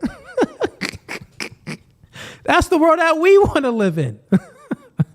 And not only that, she's saying that we're like enslaving them to correct their action. Like, I would say expound on that. What do you mean? Like, we're not enslaving anyone by not giving someone choice. Like, think about it. Like, even when it comes to all of these modern day conveniences, they were all invented by men. Like, abortions was invented by men. That surgery, that was invented by men. Plan B, all the contraceptives, those things were invented by men, right? And what it did was, since men invented these things, we gave the women the right to, we made it legal, one. So men made, by law, we made these things legal to sell. And once they were legal to sell, women had the ability to choose to buy them. So that's choice. And we see that, well, when we gave the woman the ability to have all of these contraceptives, plan A, plan B, all the way up to a plan Z, what it did was promote more promiscuity because it doesn't hold the woman accountable for their poor choices. That's what it does. That's what it does. So with contraceptives came the influx of more promiscuity for men and women. That's what happened, man. That's what happened. So technology has a part to play in it as well. Yes, we should be inventing things. We should be moving the needle forward on technology, because if not, someone else will, and then they would have the upper hand in us, maybe let's say in some aspect. But even if we invent something, we should think logically about it and say, cool, but maybe this shouldn't be on the market. Because I tell you this, there's a lot of things in our food supply that, like Red 40 and all of these other dyes and all of this processed chemicals in our food, it's legal to sell here. But if you go to Europe, if you go to Dubai, it's illegal there. But it's legal here, and this food is poisoning us. So they have the ability, like our American government, we do have the ability to restrict certain things. And even when it comes to technology, certain things like all of these contraceptives, man, they should be restricted. If not, people will abuse them and just be more promiscuous, and women won't be held accountable for sleeping around because they know that they can just take a plan B or have an abortion. So, and men won't be accountable either because they know that they can pay for the chick's abortion, or you get what I'm saying? Like, it's not doing anything good in society when it comes to just giving people all of these choices. I say all of that to say, if we never invented these technologies, women wouldn't even have certain choices. So at the end of the day, she should be thanking men, right? She still should be thanking men for creating these technologies, which then gave the woman to have certain choices. She's just stupid. Let's think about just the work environment and stuff like that. All the certain type of different businesses that men created that, gave women office jobs. Okay, they don't got to be working out in the fields no more. They can work in the office. Oh, well, men created air conditioners. They invented air conditioners. Well, guess what? Women don't got to work hot. They can stay in a cool place where it's air. And they always be hot anyway. So it's like we created all of these modern day conveniences to make the woman more comfortable. And men benefit from this as well, too. But she's not even thinking about that. She's just saying, anytime things are created, women should just have choice to use them and do things and however they so please. No, it doesn't matter if it's bad or good. It doesn't matter if it brings bad effects or good effects. Just the fact that they have the choice is morally good. Because if they don't have the choice, it's slavery. That's what she's essentially saying, and it's stupid. Want people to choose the noble thing because I would actually reverse it on her. I would say women are more enslaved now than back then, with more choice. And she would say, wait, what do you mean, Cooley? What do you mean? I would say, well, you would say that, since there's 1 million abortions per year, you wouldn't say like that's a good thing. Like women actually want to do this. Like they want to sleep, they want to sleep around and a mistake happens and they slept with a man that they don't really love. So now they got to abort a child that's 50% of theirs. Like they don't really that's not something that they're like looking forward to. It's like, I made a mistake. I got to do this because I don't want to, be having a child where I don't love the man. That's why most women tend to abort their children anyway, just because it's like mistake. I had sex with a guy and he knocked me up, so I don't like him like that, so I'm going to abort the baby. We would have to say that that isn't good for a woman. And she would say, well, yeah, I don't think that any woman wants to go through an abortion. That's a very terrible experience. That's what she would say. I'm like 100% sure she would say abortion is a terrible experience. I don't wish that on anyone. And I would agree. I don't wish that on anyone either.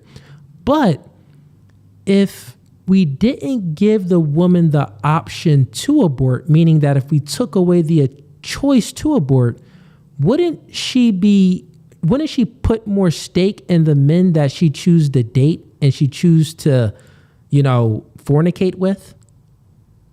She would say, well, yeah, if we took away the choice of abortion and the choice of Plan B and the choice of birth control, woman will be less likely to have sex with a man where she doesn't have an emotional attachment with, or with a man where she doesn't see a future with.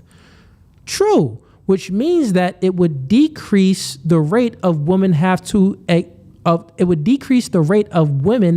to experience the negative effects of going through with an abortion. She would say yes. I would say, well, this is a reason why it's morally good to restrict choice. Then what should she say? Well, I still think that they should have choice. Shut up. Take her rights away. Bro, I don't even want this chick to speak. Let me get to the comments real quick. We got some super chats in here. We got Tyga sends in $5. Appreciate the support.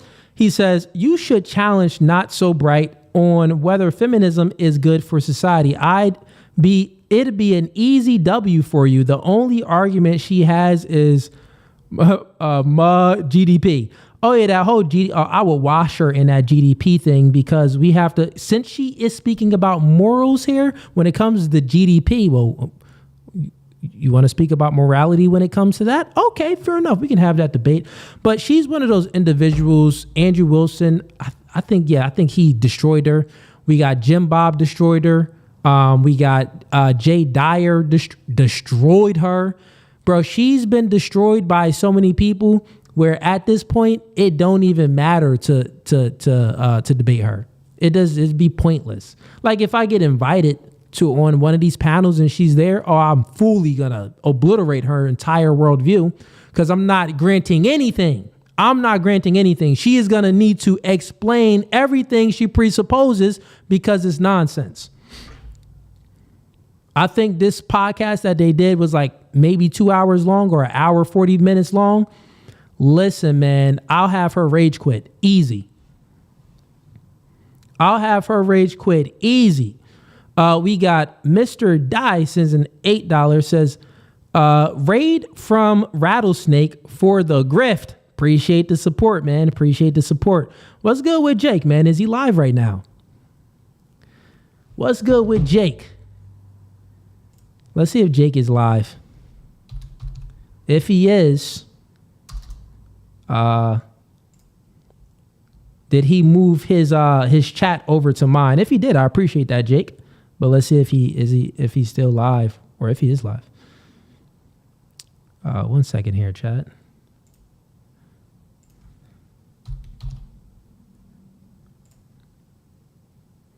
Oh, he must have been live. Okay. All right, man. So some of y'all came over here from Jake's channel. Appreciate the support, man.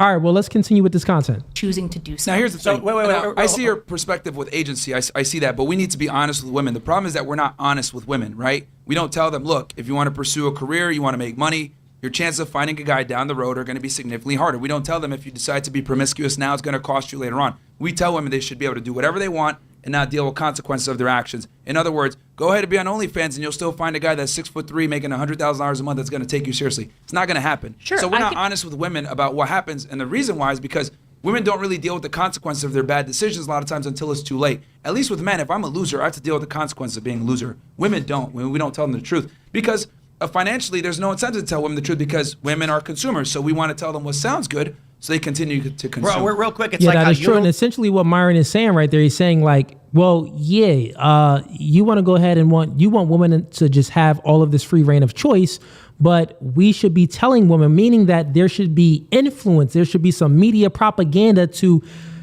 influence women like, well, if you choose this, that's bad. If you choose this, this is good. You're going to get some good results from this. You're going to get some not so good results from this. And currently right now in society, when it comes to media, no, there's propaganda towards the bad things. Like go ahead and prioritize your career and push off having a family and children. And then these women, they're 35 years old, like, well, high risk pregnancy now. They've experienced all of these dicks because they waited so long to lock down a man and be in a serious relationship because they were chasing their career. So now they have a high body count. Now they're making more money and a lot of men don't want them. So guess what? That's a negative consequence right there. And then not only that, the high body count men don't want a woman with a high body count, but essentially we're never going to know the number. We can't read your mind. We can't read your body count. Now we can read your actions and maybe get well, maybe you probably had a few hot girl summers. Like we can get an idea of, if it's like below 10, above 50, we can get that idea about how you move, how you act, how you speak, but we would never know the true number. The body count affects the woman more than it affects the man because you become an unruly individual. It's hard for you to feel satisfied because you became a victim of all of your experiences. You're in this area where you're always comparing and contrasting all of your other experience with your current guy or with your future guy. So it's hard for you to settle down and lock in a relationship. This is why girls would date a guy for a little bit. Oh, I'm bored. Well, why are you bored? You're only bored is because he raised you up for a little bit and now you're comparing him to another guy, maybe another guy that you're currently talking to now, or you're comparing this guy to a past guy. And it's like, oh, well, Kyle was a little bit more funnier than you. So, I'm going to go ahead and try to find someone like Kyle now. But you already had sex with Brian. Now, after you have sex with Brian, you trying to find someone like Kyle, someone in your past. So now you have sex with Mike. Now you find someone just as funny as Kyle. But guess what? You got Mike, but Mike couldn't put it down in the bedroom like Kyle. So they're like, I finally got someone like Kyle, but he's just not that sexually experienced. I finally got someone like Kyle, but he's just not that sexually experienced as the other guy. Mike, I got to get rid of you. Now she's trying to find someone back like the other guy that was putting it down. So women get in this area where it's like, it's very hard for them to feel satisfied because they become a victim of all of their experiences. That's what happens, bro. This is why these chicks would, they're 40 years old, single with cats and dogs, and some of them look good. You'd be like, how are you single? You look good. 30 something, yeah, you looking good for your age. Now, obviously, the younger chicks, youth is beauties. Younger chicks do look better, but it's not to say like some of these 30-year-old chicks don't be looking all right. They be looking good. Why are you single? Something must be going on. Yeah, she was a whore. She experienced too many men. She don't have the ability to lock down and stay put. Cleaver owns Ben & Jerry's, Yep. and they own Dove's Real Beauty campaign. It's like telling all these women, hey, you're beautiful if you're fat. By the way, here's our ice cream. Eat more of it. Yeah. We don't tell women the truth, which is one of my biggest problems. Like, if we want to give them agency, that's fine. But at least let's let them know this is what your agency comes with, and if you decide to go down this road, this is what's going to happen. We don't tell women the truth, which is one of the biggest issues. I'm totally with you, actually. So one of my biggest frustrations with feminism, as somebody who's defending feminism, which is funny because feminists really don't like me a lot of the time, is that I think that we have done a lot of infantilizing of women. I think that infantilizing of women was a form of sexism that came with low agency. And the issue is that women are being like, we want agency, but also baby us. And I think that that's a bad thing. The issue is that I have no issue with you saying, women, you should have a family. It's the thing that you will come to love the most. You should be more careful in who you're selecting. I don't have any issue with this. I have an issue with you taking away my rights. So she's just dumb. She's not giving any prescription to, solve the problem. And this is why women aren't really good at solving problems, right? I have chicks on a podcast, I ask them a question, and they really can't get to the area to like give a prescription, to like see what's best, to see what's optimal. She just goes back to choice. It's like circular arguments. Like she really she didn't refute his argument. She said she agrees with his argument, but then said, well, I still want women to have choice. Like sometimes and she's been on many podcasts. She's been on a whatever podcast. She's been all over. There's people like her in the media space where it's like, why even have her up? Like she says nothing good. Her argument, she puts forth no arguments. She hasn't put forth any argument yet. Myron and Temple put forth many arguments and she didn't refute any of them. This isn't even a debate. She's agreeing with him and saying, oh yeah, I agree. But me personally, I want choice. Women just have choice.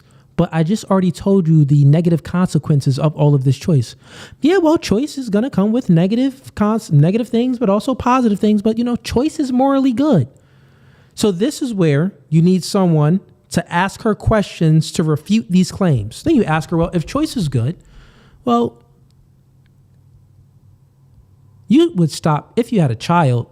If your child was going to touch the hot stove, you would tell your child not to touch the hot stove. Oh yeah, I would tell my child. Now, you would keep telling them even though they tried to touch the hot stove because you don't want them to feel the negative consequences. That's why you're telling them not to touch the hot stove. Yes. And you would also create some propaganda too, like even when the stove isn't on, you would act like you're touching it and fake burn yourself. So then that your son or your daughter, like your child, would see that you got hurt from the stove. Oh yeah, that makes sense. That would be like some propaganda to influence the child because they see me touch it and it's hot and I fake like I'm burned. So they don't want to feel my pain. They see that I'm emotional. So this would definitely stop the child. This would definitely prevent the child from touching the stove. Yes. Well, this is called being proactive. So someone won't make the bad decision and won't feel the negative consequences of the choice. And this is what we're speaking about. This is what we're speaking about. So all of the things that you would say to your child and all of the things that you would do to prevent them from touching the stove while it's on, so they don't get burned, so they don't burn their hand and they don't have a scar for the rest of their life. Like these promiscuous women out here, they're scarred for the rest of their life. We could have created so much propaganda or just took away the choice. You get what I'm saying? Right? And it's not to say we take away the choice. The chick still got the choice. But we take away the right, which then puts the negative consequences on the choice, meaning that if they break the law, they get negative consequences for it. Like the stove is hot. The oven is hot.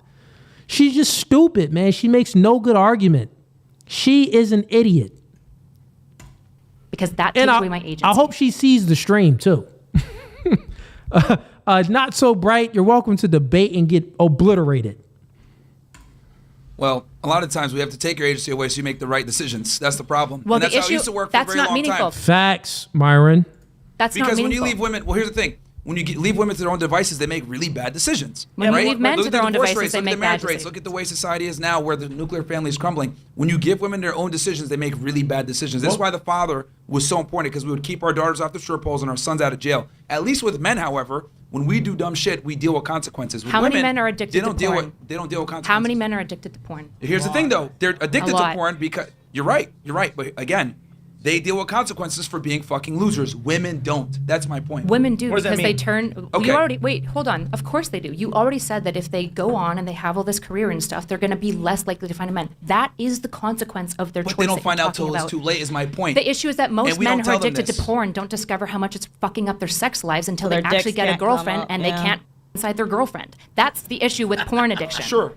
So Wait, typically, hold on. Myron, you want to... So then she moves the corn, and we're saying for social media purposes, I'm saying corn, but they're saying porn. So, I mean, we're still going to stick with corn. But anyways, she's moving the goalpost to corn to say, well, she's making an analogy here to say, well, you know, there's negative consequences for men watching corn, but corn is still legal. Why didn't we take away corn?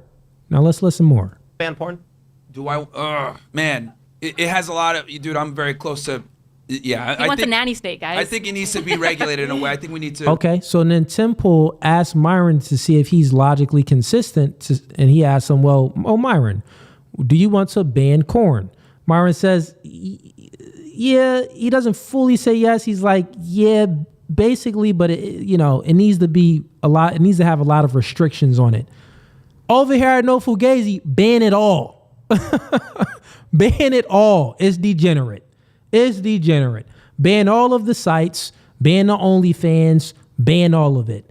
It's very bad for men. It's not anything good about it. And not only that, it's bad for men and women, because what it does is it creates a market for women to sell their sexuality, to sell their body. Let's get rid of that market. Let's get rid of that.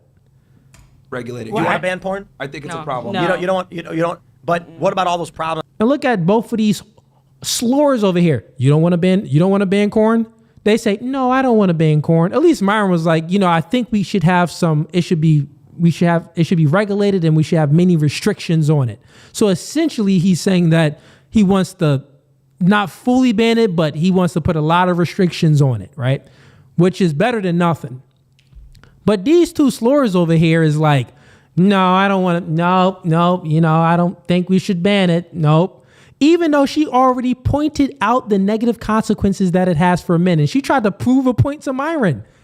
Therefore, the point that she was trying to prove to Myron just went back on her, because she's not even for banning corn. So once again, chat, this chick has not put forth one argument. I thought she was about to put forth this argument, but it was actually self-refuting, because herself she still wouldn't ban corn. So it's self-refuting. Why would you even put that up?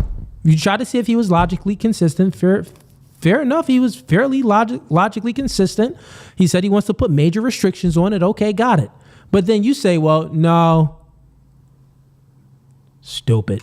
you just named. Again, I don't want to ban drugs, even though drugs cause addiction a lot of the time. I want people to make choices, and I want there to be off-ramps for bad choices as much as possible. But at the end of the day, I want people to make a noble choice. If I sit my kid down, hold on. Well, look at this. I want there to be off-ramps, so meaning that she wants there to be negative consequences for when people make bad choices. The only way as a society that we can have negative consequences for people making bad choices is if we ban it, we make it illegal, right? If it's not illegal, the only other thing would be social shame, right? But the media is pretty much ran by the left, which the way that they view morality is totally different. What over here we view as good, they view as bad. What we view as bad, they view as good. So the morality is totally shifted. We are in a moral warfare. So, she's saying that she's speaking out of both sides of her mouth right now. It's just kind of silly. Let's continue on. I send my kid down and I say carrots or broccoli, and they choose carrots. I'm not going to be like, wow, my kid's picking healthy food. No, they were forced to the correct action by necessity. I don't want that. What if you had ice cream to that? What if you said broccoli, carrots, ice cream? So, Tim Pool, good question. I'm gonna play it, but just look how dumb this is. If I put broccoli and if I put carrots and a snack, and she says, I don't. If I take away the snack and only keep the broccoli there, then I'm forcing them to make this good decision rather than letting them make the good decision, rather than letting them make that good decision on their own. Okay, fair enough, but. Let's see what Tim Pool is going to say, because I think he's about to kill her right here. Let's see. And what are they going to pick? Now they have agency. And what are they going to pick? They're probably going to pick ice cream for a long time. Yeah, ice cream every time. Yeah. So they get stupid. Look, watch this. I send my kid down and I say carrots or broccoli, and they choose carrots. I'm not going to be like, wow, my kid's picking healthy food. No, they were forced to the correct action by necessity. I don't want that. What if you had ice cream to that? What if you said broccoli, carrots, ice cream? What are they going to pick? Now they have agency. And what are they going to pick? They're probably going to pick ice cream for a long time. Yeah, ice cream every time. Yeah. So they get tummy aches here's my and then question. they stop. This is not to agree or disagree, but it's a philosophical moral question. Yeah. You keep saying, yes, these bad things are going to happen, but we should be able to choose. Yes. If that system leads to the end of humanity, is it the right choice? That system has led to America as it is today, and I think America. No, that's not correct. It absolutely well, technically it is. Hold on. With all its crime and well, what is dysfunction? Western civilization? Western civilization is Greek philosophy, it's Roman bureaucracy and law, and it is Christian theology. That's the foundations of Western society. And all of these systems value individualism. It values your ability to make choices, including bad choices. So once again, that's just a lie. Someone has to challenge her on that. They haven't yet, because she brought that up many times. Let me ask you, is it like, it's nice to have your door open on a nice, cool summer night, Sure. It feels good. And then at 3 a.m, one day a guy breaks into your house. Yes, you can mention that there are good systems that lead to comfortability and success, but eventually those can create security problems for your society, which creates the ebb and flow of security states. Exactly, but the problems are going to get so bad that more Myrons are going to start emerging, because they're going to say, crime is way too high. Women keep voting for Democrats overwhelmingly, and whether the reason is that women vote for Democrats, that's what they identify, and then it's going to lead to some kind of social disorder and then an authoritarian shift. Sure. So there's this. Kamala would be president right now if we had to rely on female votes. She would probably be president right now. Yeah. So that's bad. It'd be a Democrat supermajority across the country. Yeah. So there's this concept. I wish I could remember what it's called, but it's this. Bro, this chick is dumb. Let's get to super chats real quick. We're gonna continue on with the vid. We got Dane's Snyder sends in $10. I appreciate the support, man. He says, when I was a kid, I'm 54 now, mama dated the guy named Cooley. I don't think y'all related because he looked like a skinny drowned rat and he was white. Yet when I hear your name, he pops in my head. That's funny, man. Yeah, man, the name Cooley is it's a unique name. Not a lot of people have it, but I appreciate the support, man. I appreciate that. Let's continue on. This idea how essentially sometimes the advocacy, the social advocacy itself prevents the bad thing from happening. So let me give an example. You guys are familiar with Jordan Peterson, Bill C-16. He was super worried about, are you guys familiar with this? So I don't have to like summarize it. You guys are familiar with this? Great, okay. Yeah, he lost that, didn't he? He did, but one of his arguments for why he's doing it is he was saying this might lead to some sort of authoritarian control on free speech. And a whole bunch of people, like, especially on my side, were like, you're so stupid. The issue is that it is very likely that his advocacy against C-16 is part of what informed Congress's interpretation of that bill to make it less authoritarian. I don't have an issue with you guys saying women should be more cautious. Women aren't being very smart. I don't have an issue with that. That's free speech. And that is some of the things that will probably offset the degradation of society that you're maybe worried about if I agree with your like worldview. What I care about is taking away rights. That's it. That's my hard line. Don't take away the rights. Once again, let me ask you the question. If the thing is, she never gave a good argument of why we shouldn't. Men grant rights. Why shouldn't we take it away? She keeps saying that, well, it's immoral. You haven't explained that it's immoral to take away a right. You keep explaining that, well, if we give women these choices, then whether if it's good or bad, then it's good that we gave them the choice. But Myron and Tim Pool keep explaining, well, there's a lot of bad things with these choices that we should take some of them away because women choose to make the bad choices when it comes to certain things. And she says, well, yeah, true. She never says that they're wrong. She never said once that she disagrees. She says, I agree. But she says, well, the fact that they have a choice, I think that's good. The fact that someone has a choice to abort 1 million babies per year, you think that's something that's rooted in Christianity, and she keeps on bringing up Christianity.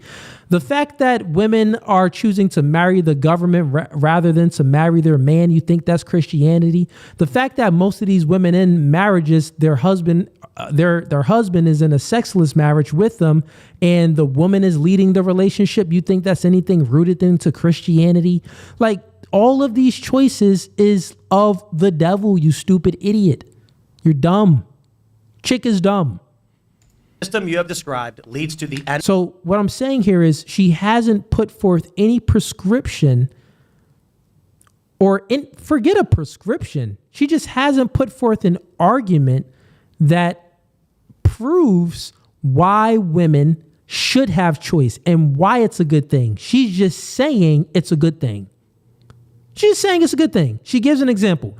If you have a broccoli and carrot in front of your child, well, they don't have agency. They don't really have choice. You're like choosing for them to eat the right food. Then Tim Pool says, well, what about if broccoli and ice cream? What do you think they'll eat? She concedes and says, well, they're probably going to choose the bad thing. They're going to choose ice cream. True, which isn't good for them. So you think that we shouldn't put ice cream? Stupid. This chick has no kids. So she can't even think. I think Tim Pool has a kid now. This is why he brung up that example. She's just dumb, man.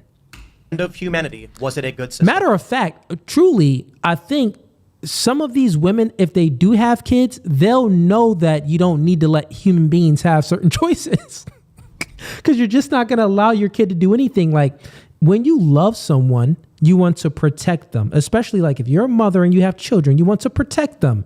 If you're a man and you have a woman, you want to protect her, right? So when you are a mother and you have children, you want to protect your child. So there's certain things that you won't even allow them to have a choice because you know that, well, they could possibly choose that and they can be very, very negative to their childhood upbringing. You get what I'm saying? Like the hot stove example I gave, like many examples, like a curfew.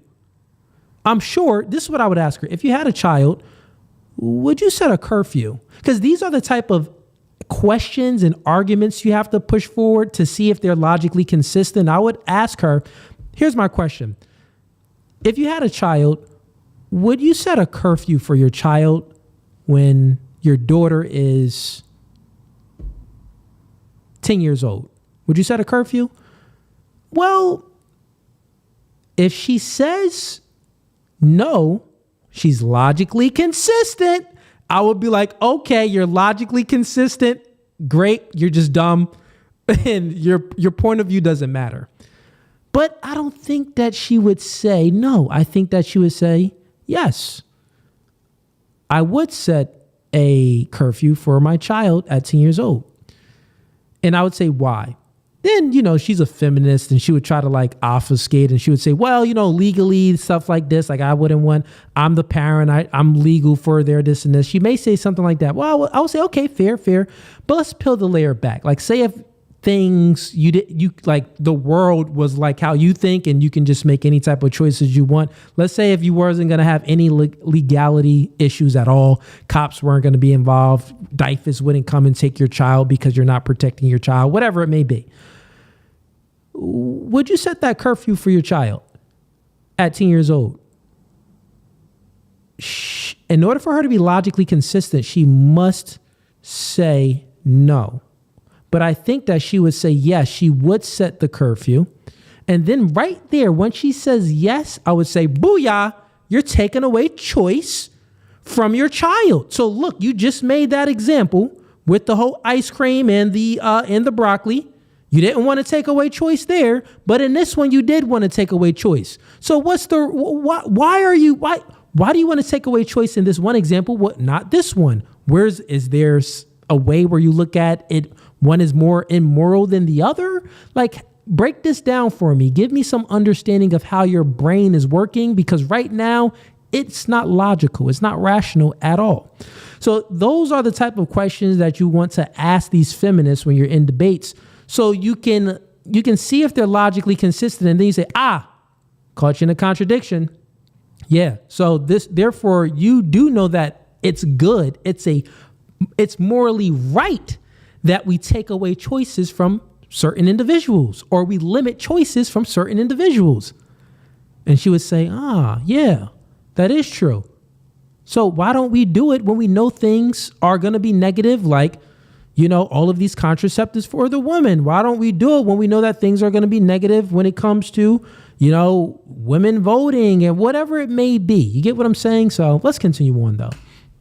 I would have to believe you that the American project will lead to the end of society. I just don't think it will. The question is, let's try this again. Sure. If a system of open and free choice would ultimately lead to the end of civilization, human death and extinction, is it a good system? Nope.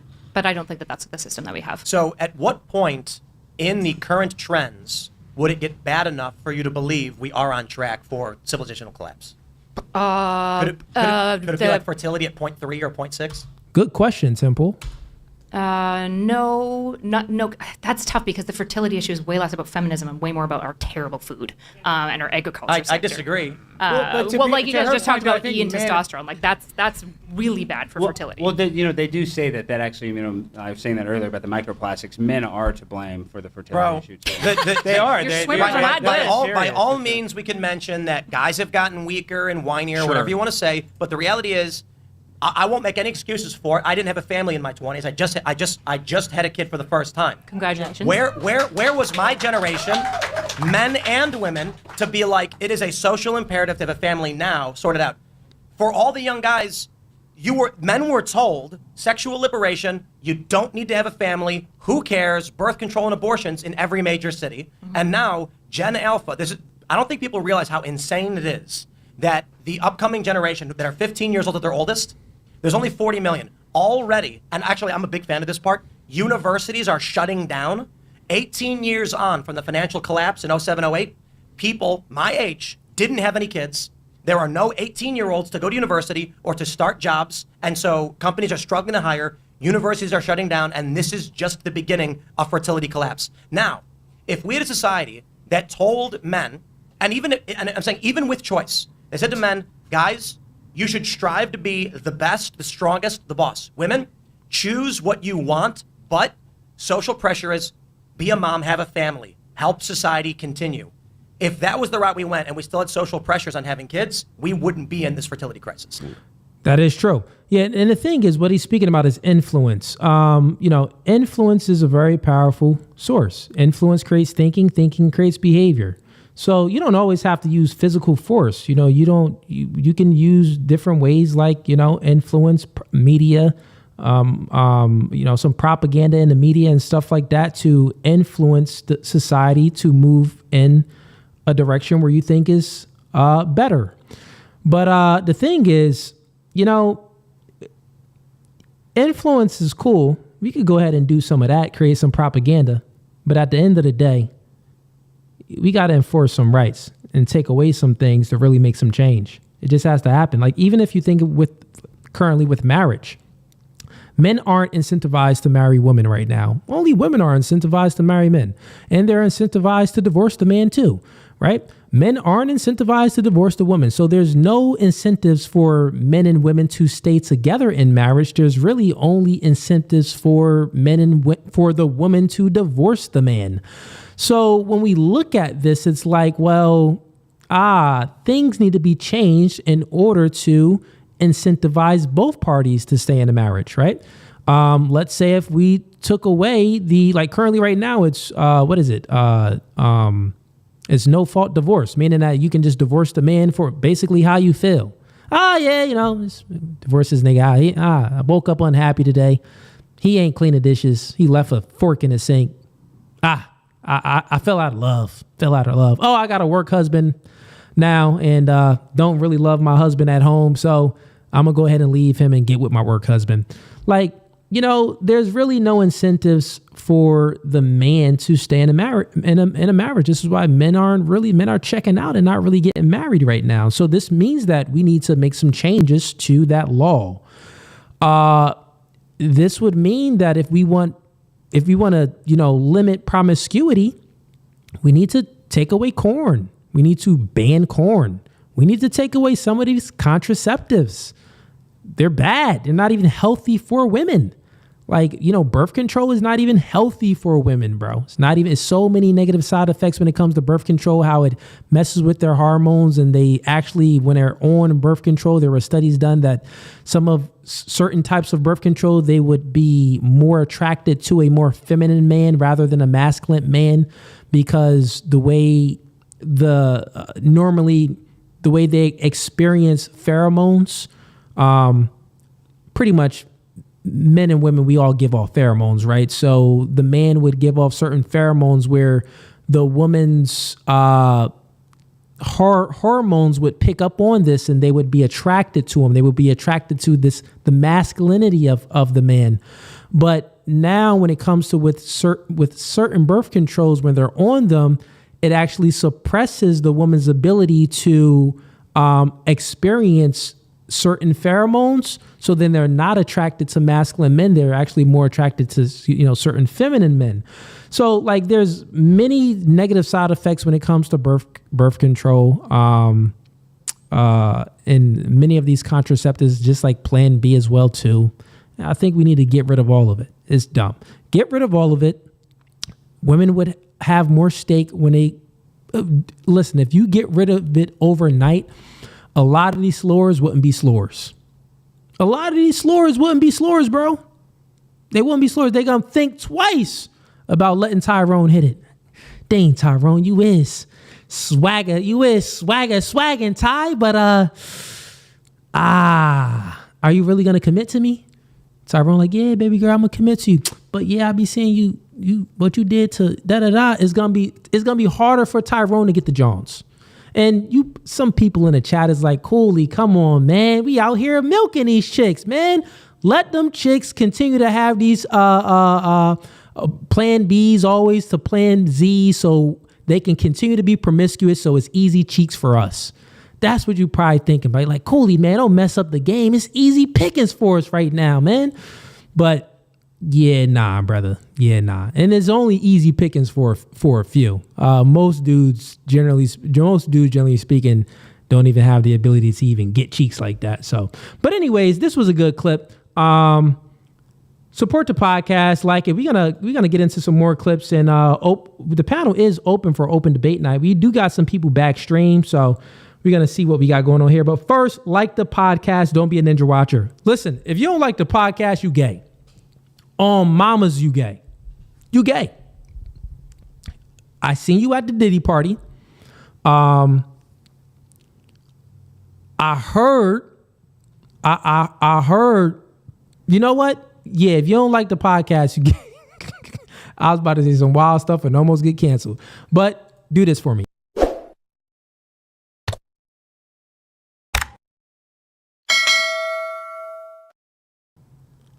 All right, let's go ahead and stop sharing that. And who we got backstage? LD Nation. Okay. Let's see. Are you talking about Mad Cow? Who was that? Oh, that was Even. I don't know what you're talking about, bro. LD Nation, let me know what you want to debate about. I see you backstage. I'll bring you on up. You've been up here a few times, so don't mind bringing you up, but let me know what you want to debate about. Other than that, chat, tonight is open panel debate night. I do have some more clips that the members sent me, so I am going to be reacting to some more clips. Got some good clips for y'all. But once again, click the first link in the YouTube description or click the link that's pinned in the YouTube comments if you want to come up and join the stream to debate. We can debate about anything you want tonight. It could be feminism. It can be dating and relationships. It can be religion. It can be anything you want. Or if you just watch some of my content and you're like, well, coolly, I disagree with you on this. Come on up, click that link in the YouTube description or the link that's pinned in the YouTube comments, and I will bring you on up so we can have the debate. Okay. Let's get into the next clip for tonight. Shouts out to Jake Rattlesnake, too. I think he did send some of his people over here. If you don't know Jake Rattlesnake, go ahead and give him a subscription. It's just Jake Rattlesnake on YouTube. Go ahead and subscribe to his channel. Good guy. Good guy. All right. What we got in store next? We got... I don't even know what we got next. I didn't review these clips that the members sent us, but let's see what we got.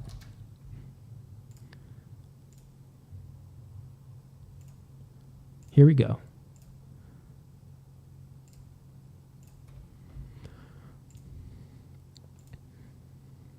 Babies should not have their father's last name.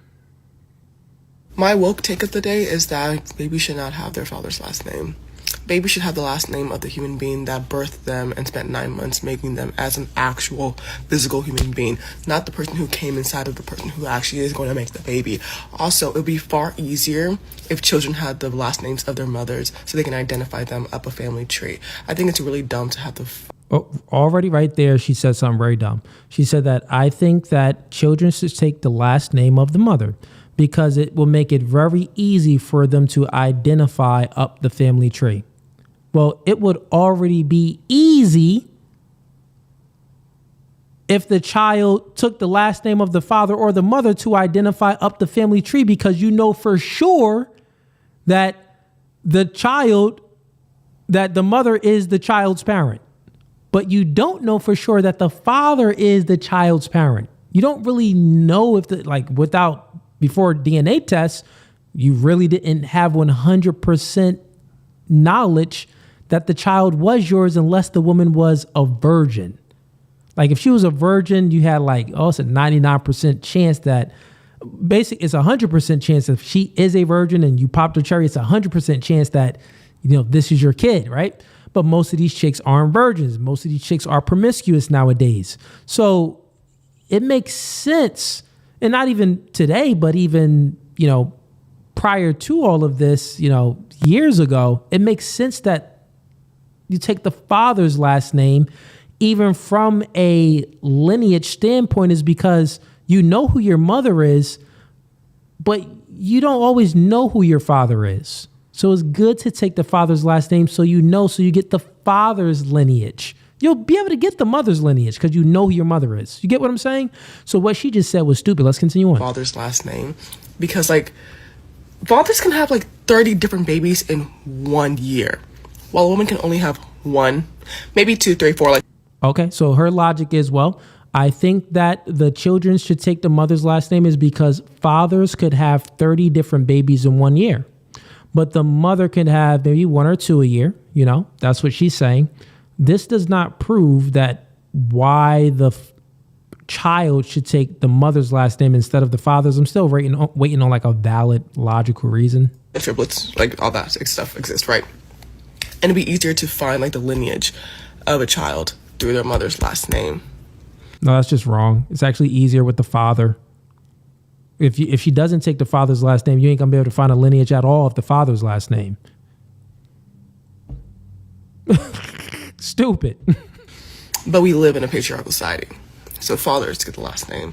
And listen to this, and this is why this woman is up here saying this with this bonnet on her head, because she's a feminist, and she believes that she is true. We do live in a patriarchal society, but we live in a matriarchal society of indoctrination. So it's indoctrination of matriarchy, but it's the reality is patriarchy. What's in people's mind is matriarchy, women empowerment, and feminism and all of this stuff. But what's in reality is patriarchy. But, you get these type of takes from women like her because they don't respect male authority. She doesn't even know, well, one of the reasons why the child takes the father's last name is because the father is head of the household. The father is the one that is the leader. The father is the one that is more capable of protecting the family and the children, the woman and the children, more than the woman can. The woman can barely protect herself. She needs the man for protection. You get what I'm saying? This is why you take the leader's last name, the one that's in charge. She tries to make a lineage argument. Well, if it's the father's last name, you can't trace the lineage. It's hard. That's wrong. It's stupid. Like, I like cultures where the child gets the last names of both their parents. Like, that also does make sense to me. But just to get the father sounds really, really dumb. Yeah, so when I have a child, it will be happy my last name. Yeah, if you have a child, I hope everybody see this because niggas don't knock her up. Listen, don't have a child by this chick. Who the fuck else is gonna have the last name? Babies. Don't have a kid by that chick. If you see her, avoid her at all cost. All right, let's get to the next clip. Yeah, man. And this is what you're saying nowadays. Look at this. Just the feminist propaganda, indoctrination, trying to get rid of the patriarchal, the patriarchy and put in some type of matriarchy, saying that, the children should take the mother's last name. What? Just stupid. All right, what else we got here? Okay, so this should be some interesting clips right here. I would argue that Myron is a LD Nation. You said you want to argue that Myron is a feminist. Okay, he put that in a private chat. Let's get Myron up here to debate you, man. Let's see if Myron's live. Let's see. 1 second. See if homie is live.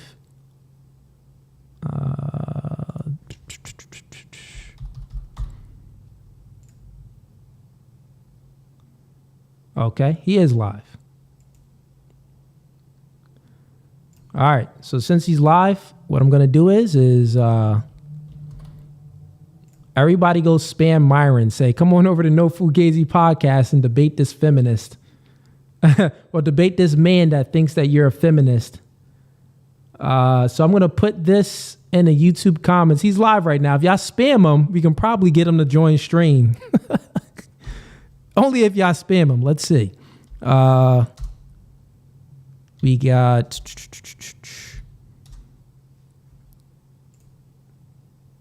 Where are we at? Okay. 1 second here, chat.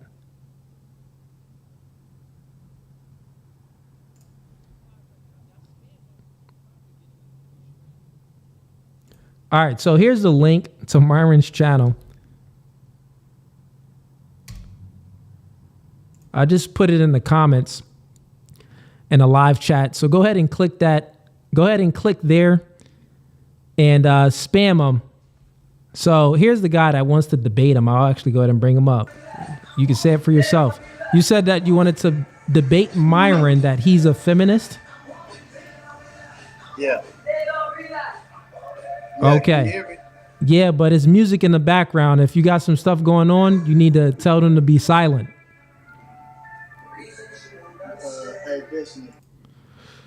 Yeah, for the stream, that needs to be silent. Also, everybody in the chat, if click the link, go to Myron's stream and just type in a comment He don't have, he's not monetized, so you can't send in a super chat. So you pretty much got to spam him.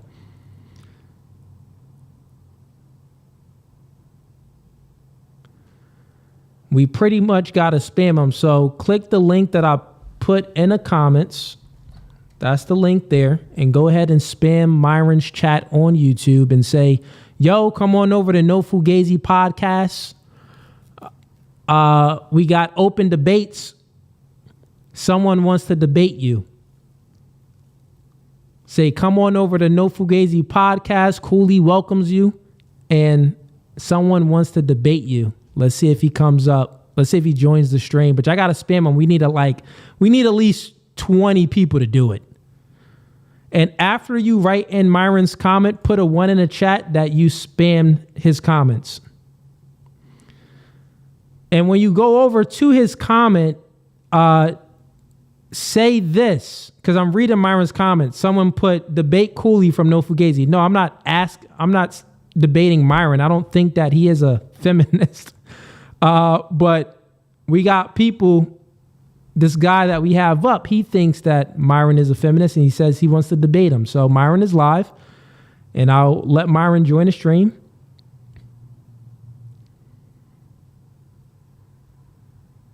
Okay, I see y'all in here. I see y'all in Myron's comments. Keep commenting and say, join No Fugazee live now. He has someone that wants to debate you.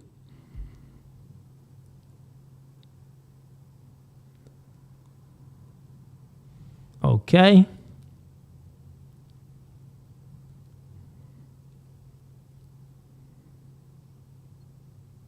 And I'll put a comment in there as well. Yo, bro, come on over to my stream if you have a quick moment. I got a hater in here that wants to debate you.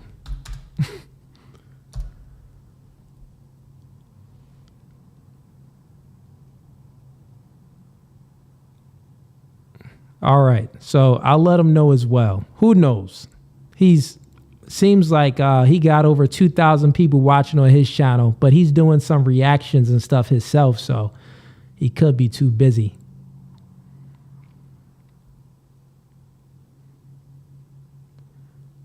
Let's see.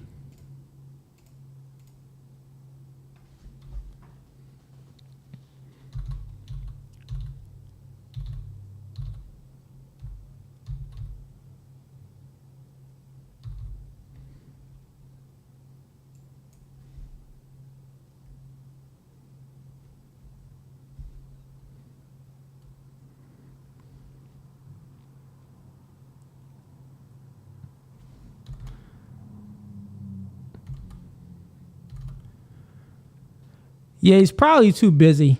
Yeah, man, he's not going to want to debate you. I tried to see if we can have it happen. What's going on, brother? He's probably too busy to debate you.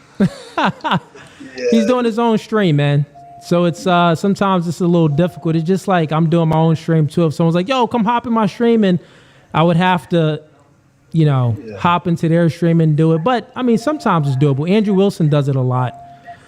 But yeah, man. So is there anything else that you wanted to debate about tonight, or you just had some smoke with Myron?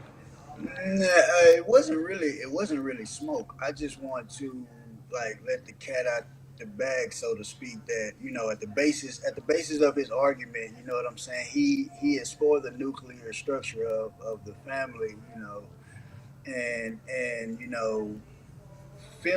feminism, the true essence of feminism, man, is the empowerment of women, and I would say that at the basis of his argument, on feminism, he's really trying to empower women, make them, submit and everything like that. But that's to empower them. So really, I would say that he is, a feminist, at the basis of his. Okay, so that will be your argument, because he wants to empower women. That's what you think. Okay, All right, yeah, man. Yeah, he's not coming in here to debate. I don't think he got his own stream right now. He's live. It's hard to do it like that too. No doubt. Because people doing their own stream. It's just like when I was reacting to the video. If I would have brung somebody up, if someone would have hit me up to just react to it, it'd be very hard to do. You get what I'm saying? Right. No. Yeah, but the video you showed that was a good depiction of feminism as far as the waves of feminism and the traditional aspect of feminism, which people tend to get caught up in, and like the pagans, so to speak, paganism. It reminds me of like paganism, but Yeah, man. Listen, I mean, I could go ahead and refute your arguments, but I mean, you wanted to debate Myron, so yes. yeah, I mean, listen, man. So let's sharpen the axe. I'm knocking down trees. I'm basically, man, just looking to come on and sharpen the axe a little bit. Yeah, man. Listen, I mean, appreciate the argument that you put forth wasn't a good argument. You didn't articulate it good enough. But I would say I get what you're saying. Pretty much, essentially, saying that he's a feminist because he's promoting sexual liberation of women. Is that what you're saying? Yes or no? Because he's promoting sexual liberation of that women. He's for the sexual liberation of women. Is that what you're saying? No, that he wants to empower the woman. But how? How?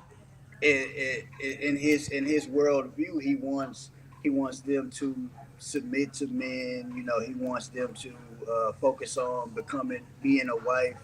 That all empowers women. That truly is the essence of of empowering. Bro, what? That isn't a good argument. I'm not speaking of the traditional aspect of feminism. That's what I'm. Bro, all right, man, you off the stream, bro. What? That was the worst argument I've ever heard. This dude, listen. It's a good thing that Myron didn't come on stream because he just would have got obliterated bad. Homie, what? And LD Nation, you've been up here before, but I have so many people up, I couldn't remember if you've ever put forth a good argument. So I'm thinking, maybe you got something good, man. What is that? Homie just saying anything. Oh, I'm not talking about, how feminism is today. Feminism is for the empowerment of women. But, true feminism is the empowerment of women staying in the kitchen and women being subordinate to the man. And if he's for that, then he's truly a feminist. So I wanted to say, nigga, shut up. Nigga, we talking about feminism, how it is not in your mind. How it is now, egalitarianism. These women thinking that they're equal to a man. All of the rights that came along with it. If you thinking that's Myron, then, you got to push forth a better argument than what you just said, man. That was stupid. That was dumb. Okay, let's take a quick pause for the call. Oh, we got some people coming up. Let me take a quick pause for the call. It's going to take a quick bathroom break. I'll be right back.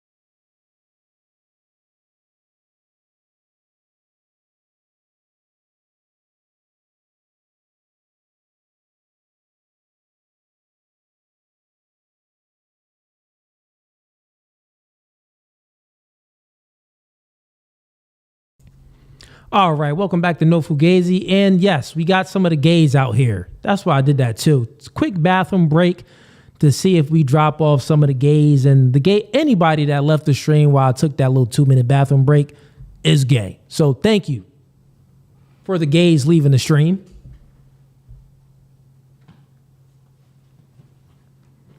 Okay, so let's get back to action.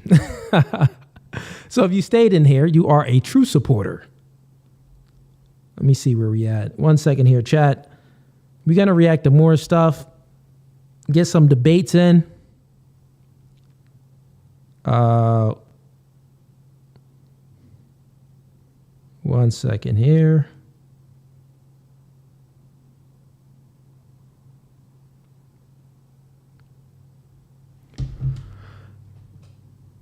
Who do we have backstage? Okay, we got let's see. Welcome to No Fugazee Podcast. What's going on, man? What you want to debate about tonight?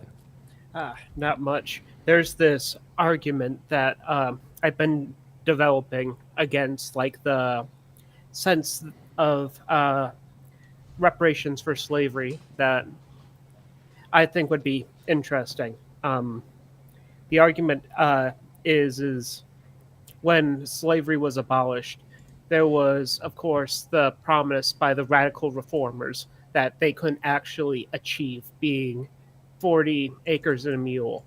However, at the same time, the federal government, along with the Colonization Society of America, went and put together a program to go and take any willing freedmen to go and send them to Liberia to go and have their own homesteads. And I would go and describe it like in a similar sense where in the end of the Revolutionary War, there was a lot of patriots who in the Northeast had their homes destroyed and had their land confiscated by their neighbors. Okay. So and since the federal government was new and they didn't have much money, they decided to go and pay the soldiers with land out west, with land in the. That's why a lot of people from New York, New Jersey, went and ended up having like a large, like their diaspora, or not diaspora, but their descendants in Michigan. Okay, and this you're putting forth an argument against reparations, you said. Yes, because in the beginning, the federal government offered a lot of money, along with the local state governments of Massachusetts, and along with several other prominent politicians from like the Upper South, like Henry Clay, along with several others. And I looked into it, and for the federal government, they went and in the D.C. area, they paid each freedman that went over there $100 then, which is about $3,000 now, which was quite a bit of money. Okay, so each person that was freed went into which part of the United States? Each person that was freed in the D.C. area. D.C. area, when they got there. Or when they were freed there. When they were freed there, or if they were freed somewhere else and they went there as a free black man, they went in the D.C. area, they would get $100. Yes, and to go and start a new life in Liberia. To go. Okay, so they were given $100 to start a new life in Liberia. Along with that, they also were given 5 acres from the federal government, and there was several other private organizations that matched it. Where, so $3,000, 5 acres, and what else? If it's like a family, they could get upwards of 25 acres. Upwards of 25 acres. So if a man and it says that people actually got this. It says that freed slaves actually got this. Yes. Okay, I see what you're saying. So this argument would say that not everyone got it, but there's a certain area in the DC area where if you was a free slave, if you became free in this area, then you would get $3,000, 5 acres if you have a family, up to 25 acres, and then you would also get transport. You have the choice Free to go to transport. Liberia, free transportation to Liberia. They also had the Okay, ability so to get this the would be an resources of people argument for this would be an argument against reparations. You're saying, meaning like, well, we already gave some people this.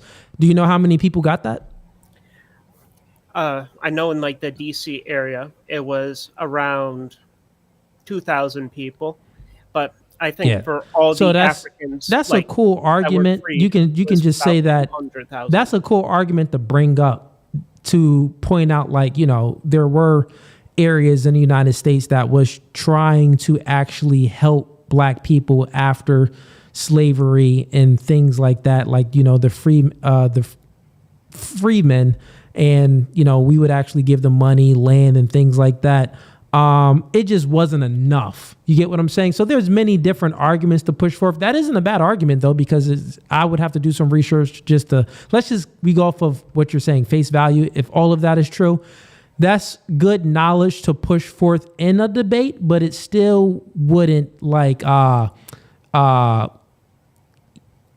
it wouldn't influence the people that already believe in reparations. They're gonna just be like, only 2,000 people. It was millions that was slaves. You get what I'm saying? They're just gonna be like, that ain't nothing. But no, that's thank you for that. Even this is good information, and it's good to know. Always good to know the history and the things that's facts. I'll look into it just to make sure what you're saying is facts. But normally when you come up here, you tend to speak some facts. So appreciate that. But other than that, man, anything else you had any disagreements or any points of contention, or are you just kind of watching the stream tonight?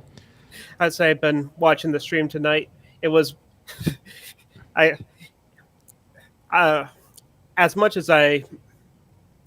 as not so erudite gets on my nerves because she is a pseudo-intellectual, her debate partner was much, much worse in the beginning, in my opinion. Oh yeah, you talking about that other woman? She didn't push forth. She said nothing at all. She just said, "Well, yeah, no one likes you." She didn't say She didn't say anything at all. It was stupid. But listen, man, I appreciate the support. I want to continue with debate night and also reactions. Have a blessed one, man. All right. Sometimes you get some people up that just want to, give some points for some arguments, which is good. We always want to equip ourselves with all the tools that we need. So appreciate the info. Someone says, this was a good lesson, Cooley. Always do some vetting on the retards before you bring a big name heavy hitter into the mix.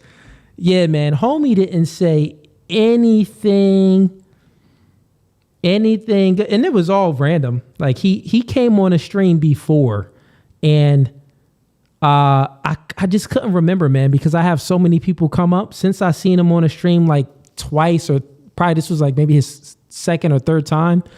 I'm like, okay, all right. Then he hit the private chat. The private chat is something that y'all can't see, but if you click the link to join the stream, you get access to the private chat. And in the private chat, people communicate with me back here. And he's like, yo, I got the smoke for Myron. I want to debate him. I'm like, all right, well, we could see. I'll see if he's live. I didn't know if he was live or whatever. But yeah, man, I already told you that's most likely not going to work.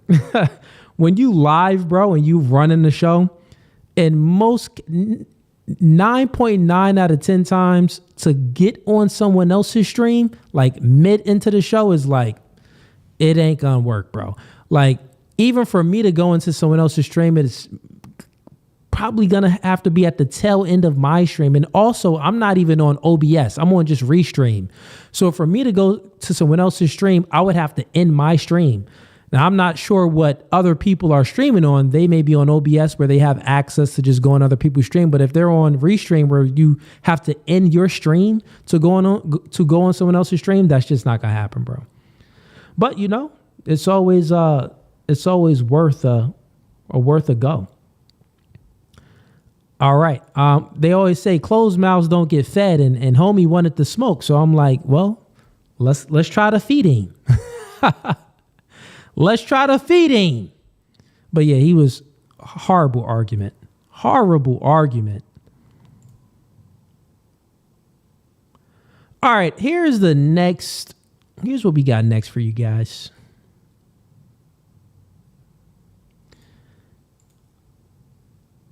All right, so this came from one of my members, and he told me what this is.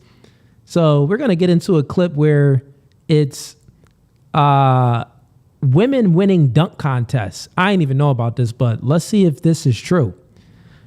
So he says, Cooley, you got to watch this.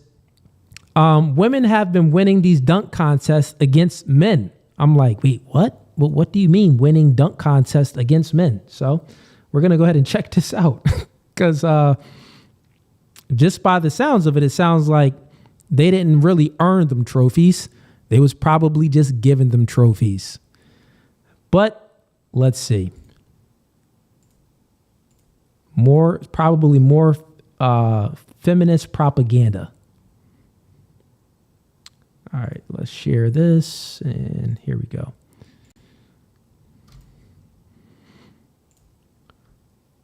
All right, it says, high school girl wins dunk contest.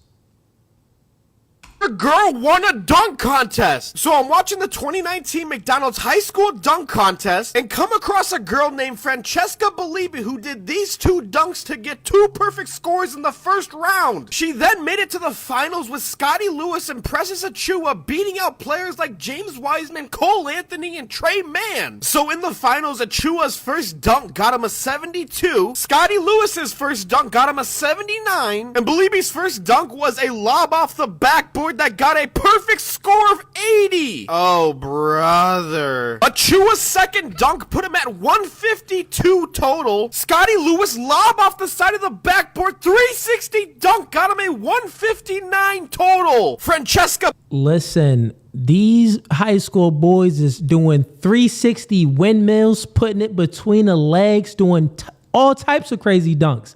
Dunks that I was doing in high school. No cap, chat. I was really dunking like this in high school. I could put up some footage right now. I was that dude in high school when it came to ball. When it came to bounce, I was dunking in 8th grade. I was the only one out of all my friends dunking in 8th grade. And in 8th grade, I was 5'10", I believe. I was like 5'10" in 8th grade. So I was dunking at 5'10". Bellibi needs a perfect score here to win the dunk contest. And her dunk was jumping over somebody sitting in a chair, makes the dunk. What do you know? She got a perfect score. Like, what are we doing here, man? So I'm excited to crown you this year's champion. Another. Bruh, this is what I'm speaking about, man. This is what you call feminist propaganda, the indoctrination of feminism. Oh, wow. They literally lowered. Like, the judges is not even effing with these dunks. They don't even think that these dunks is, well, you know what? Let's grant it. Let's say that the judges do actually think that her dunks was better than the dudes doing 360 windmills, throwing it off the backboard between the legs, dunking almost basically from foul line. Let's say that those judges actually thought that the girl's dunk was better, that girl dunk was better than all of those guys. Let's say that that's true. If that is true, this just shows you how pronounced feminism really is and how people are really indoctrinated to think that women are superior, to like, they're basically viewing life out of a lens that's fake. Like, oh, you just seen someone dunk from half court. Oh, that was cool. Then you just see a girl just do a regular dunk. Wow, oh my gosh, she dunked. It's just a regular dunk, but it's better than a guy that dunked from 50 feet before the foul line. It's so stupid, man. This has to be the dumbest thing. Now, mind you, I don't think that these men, these judges, actually thought that her dunk was better. I think that they were indoctrinated to think, well, wow, a woman can actually dunk. This is great. Just the fact that she can dunk means that it's better than the man because he has a natural ability to dunk because he's stronger and taller than the woman. So he has, better athletic capabilities than a woman. So just that she got up to the to be capable to dunk, she has to be better, which is the indoctrination of feminism, bro. Think about it, because what feminism essentially tells people is like, don't think like what's best. Don't think like what's optimal, like what's best was optimal. Think like what's equal almost. That's what it tells you to do. And, you know, it's just so stupid. So stupid. Like, her dunk was trash. Even when she jumped over the person that was sitting down. Listen, bro, the chair was so little. The chair wasn't even as high as this chair. And the girl missed 2 of the dunks, dunking over the woman. And also the chair was literally under the rim. It isn't like she took off from like, you know, almost by the foul line and dunked over the girl, the person that was sitting down. No, the person that was sitting down was under the rim. So it was a regular dunk that she did for the other ones. Trash. I was dunking better than that girl in 8th grade. I'll put it on mamas. I'll put it on mamas. In 8th grade, I was doing windmills in 8th grade. I'll put it on mamas. I was. The girl wanna. All right, let's bring up another clip. He said he sent me 2 of them. 2 clips. Oh, man. So this isn't the only time that, you know, judges was totally unfair. Oh, man. Oh, let's watch this one. Girl won this dunk contest? So I'm over here watching the 2022 McDonald's Slam Dunk Contest, and a girl by the name of Ashlyn Watkins. And mind you, this is in 2022. And beat out 4 other participants to make the finals. The finals were a matchup between... Someone in the comments said, this is literally sexism. This is 100% sexism. This is 100% sexism. This is DEI. DEI at its finest. Oh, well, yeah, you know, men always win the dunk contest, but women, you know, don't win at all. But since this woman can actually just dunk, she can just put the ball in a hoop, just give her a trophy. Like, give her that participation trophy. Like, that's crazy, man. That is crazy. Nick Smith Jr. and Ashlyn Watkins. So Nick Smith's first dunk off the side of the backboard with a windmill, that's an easy 60 from the judges. All right, here we go. Ashlyn Watkins' first dunk. Rim. I'm going home.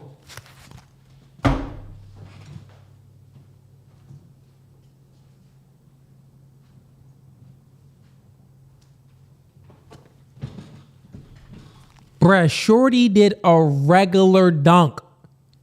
A regular dunk. She did a regular dunk. Meanwhile, homie threw it off the backboard, windmilling it. What? Grazer. Somebody get this commentator. Listen to what he's saying after the rim grazer. 10 seconds. Oh! Ashlyn Watkins can fly! And that... Bro, the commentator said Ashley Watkins can fly with a rim grazer, and she got all 10s. Got a 59. You know what? Shout out to dude in the middle for not giving in to peer pressure. All right, here we go. Ashlyn's second dunk here off the backboard, tap in lob. Get this commentator out of here, bro. Air Jordan to Air Ashlyn. So Air Jordan to Air Ashley is crazy. Oh, man, what's going on here? that got her a 59. Nick Smith needs a 60 here to win or 59 to tie. Okay, dude, it's over. It's over. Crown the man right now. It's over. He done bounced it to himself. He caught the ball. He in New Jersey. He caught the ball in California. Homie caught the ball all the way in China and dunked it in. It should be over. Wow, they gave him a 58. Bro, yeah, this is sexism. This is wild. And who are these judges? Is that G Herbo? Why that look like G Herbo right there? I don't know who that is. It's Ashlyn Watkins. Man, that is G Herb. G Herb, why you giving her a 10, man? What's going on with you? Wins the dunk contest. A girl won this. Bruh, this is horrible, man. This is horrible. These chicks, yo. Hey, yo, watching that just pissed me off. That just pissed me off. Like, she don't even qualify to be in the dunk contest. Like, you wouldn't even qualify to be in the dunk contest, but you win the dunk contest? Man, that's sexism at its finest. That's crazy. And women tend to complain about sexism. No, like, look at this, man. And you know what? The judges are just lying. This is the thing when we're like speaking about the indoctrination of feminism and, you know, how weak beta males and simps play a huge role into this. Because these dudes just want to keep lying to women. Literally lying to her. You are not the best dunker. Therefore, she'll probably like leave the gym afterwards and leave this contest probably talking junk like, yeah, I could dunk better than you. Then she'll be telling her kids, like her daughters and her sons, like, yeah, I done won a dunk contest over men. Then her daughters and sons will think, wow, mommy is dunking like that. Then when they actually go back and watch the footage, like, dang, mom, you was trash. Dang, mamas, you was trash. You ain't win that dunk contest. What's going on? Like, I think they just gave you a free trophy. Like, they was feeling sorry for you or something. What's up with this? Common says, history will say women once beat a man in dunking, but will never show the highlights.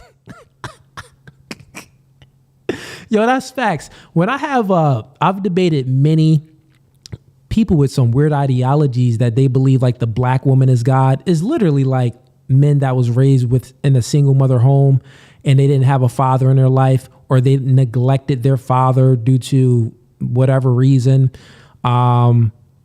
I debated many of those people that believe that the black woman is God, and they always bring up this like fake history, like, well, women used to be stronger than men at one point. Nigga, where? In what point of history or biology? Like, nigga, did you ever read what? So the woman's biology changed? They'll just make up some dumb stuff. But I think the books that they read is like this video that we're watching. Is like, think about it. Someone's going to watch this and put it in the books. Like, well, once in history, women beat a man in a dunk contest. There was one girl, she beat out many men in a dunk contest. You'll be thinking, like, wow, this woman she had hops. She had mad bounce. Then you actually get the truth, like, man, she didn't have any bounce. She didn't actually win. They just gave her the trophy and said that she won because they was all simps there.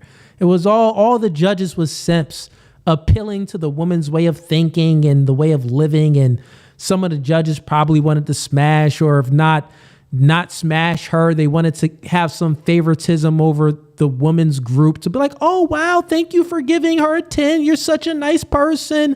And then he'll be like, well, yeah, I gave her a 10. Can I get some cheeks? Like, simps, bro. They just do things for a vagina. But yeah, man, it definitely like a little correlation there. Like, when I have debated some of these male feminists that believe that black woman is God, they were just like lied to by clips just like this. It's crazy. All right, let's get to something else here. See what we got.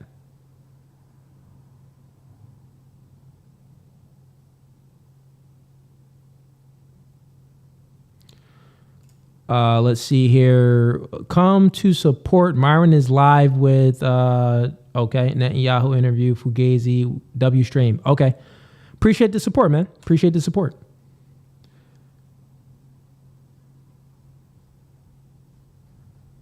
That was earlier too. Let's see here. Any chats in here? We do got some chats in here. Oh, we got a lot in here. All right, let's go ahead and star some of these so I don't miss some.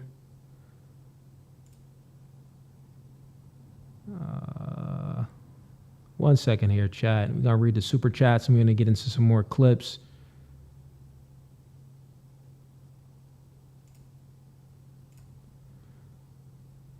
No debates tonight, man. No debates tonight, man. It's dry out here, bro.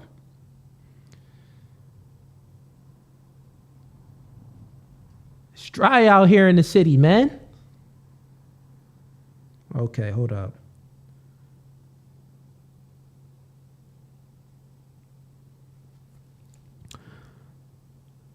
Okay, we got What Kid Dreams says in $5. Does she realize that the mother's last name is her father's?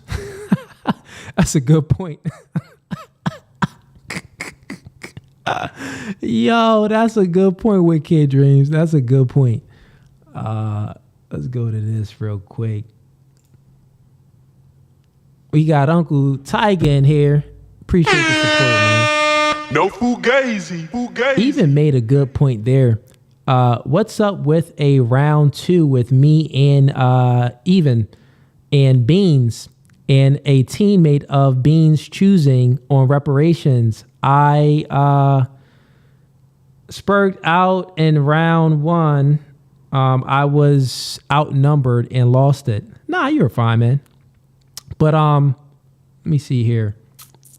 Yeah, I mean, we could always do that debate that you guys had on reparations. I mean, it was a good debate.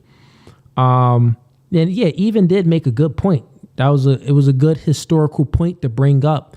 Is good for information. Like if someone says something like, oh, well, this country never did anything for black people, this, and then you can just throw that information out there. Well, no, back in this time in this state, we did give $3,000 off for 5 acres of land, and to families offer 25 acres of land and a free transportation to Liberia. So yeah, it's good to have that information to maybe disprove someone's point, to really make an argument out of that. 2,000 people, you can't really make an argument out of that, but it is good. Let's see what else we got here. And appreciate everyone that's supporting. We got Even Lord says in $10. The yesterday I realized my argument was very weak on Fatty Show because I didn't find the specific statistics, so I was trying to strengthen it. Thank you for the opportunity, Mr. Cooley. Okay, yeah, this was Even that was just up. Yeah, man. It's always good to have some historical information when you're having debates like reparations and all of that type of stuff. I mean, it's always good to have historical information, period. It would strengthen your argument. So yeah, I would say that. So if you push, I wouldn't say that is an argument, but that would strengthen your argument, or that can be a rebuttal to someone's point. So that's definitely good information. Okay. We got Brian Ross. Appreciate the $10, man. I appreciate that. All right. Let's see. Let's get into some more clips, man. I got a lot more clips for you. So let's go.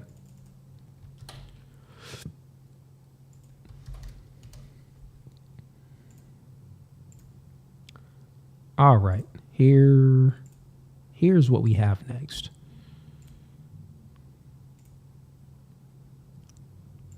Let me see if can I make this bigger? Probably can't. Let me see. No, it's not going to do that. Hold up.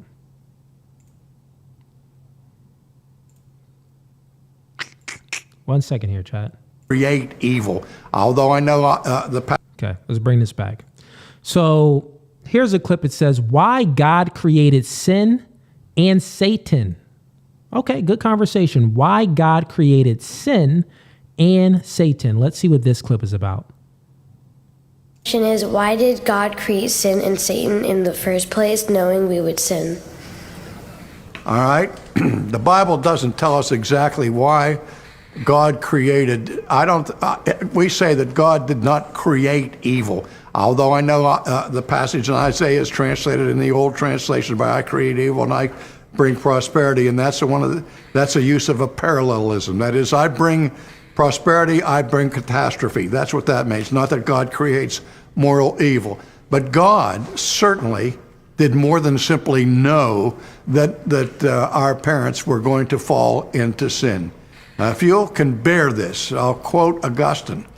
Augustine says that God ordains freely and immutably whatsoever comes to pass. And then the parentheses that Augustine would say, in a certain sense. Now, God, if there is sin in this world, and there's a devil in this world, you know absolutely that God ordained that there be a devil, and that God ordained that human beings would sin. That's not the same thing as saying that God sinned. You might say, well, God, that was a bad thing that you did for creating the devil, or a bad thing that you did to having creatures that would sin against you. Now, we're never allowed to call good evil or evil good. Now, here's the difficult thing I want you to say. I want you to understand that evil is evil. It is not good. But it is good that there is evil. There is good. It is good that there is a devil, or there wouldn't be a devil, or there wouldn't be sin, because God has ordained both the existence of Satan and the existence of sin, and everything that God ordains ultimately is good. You can chew on that for a little while. Okay, that was a good clip. So here's my reaction to it, because probably some of you are like, well, I think, what he's saying is kind of crazy right now. Essentially, he's saying that, it is good that there is evil. How can it be good that there is evil?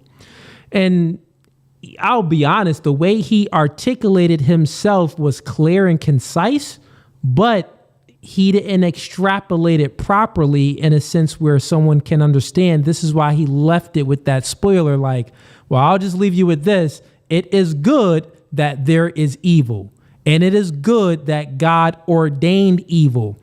But you would have to kind of make sense of what he's saying. So let me try to break it down for you guys. And I don't even know who this individual is. I've never heard of him. First time watching a clip, but I just took a little notes there while he was speaking, because I'm like, I see what he's saying, but this would probably confuse my audience a little bit. So let me break it down to him. So here we go.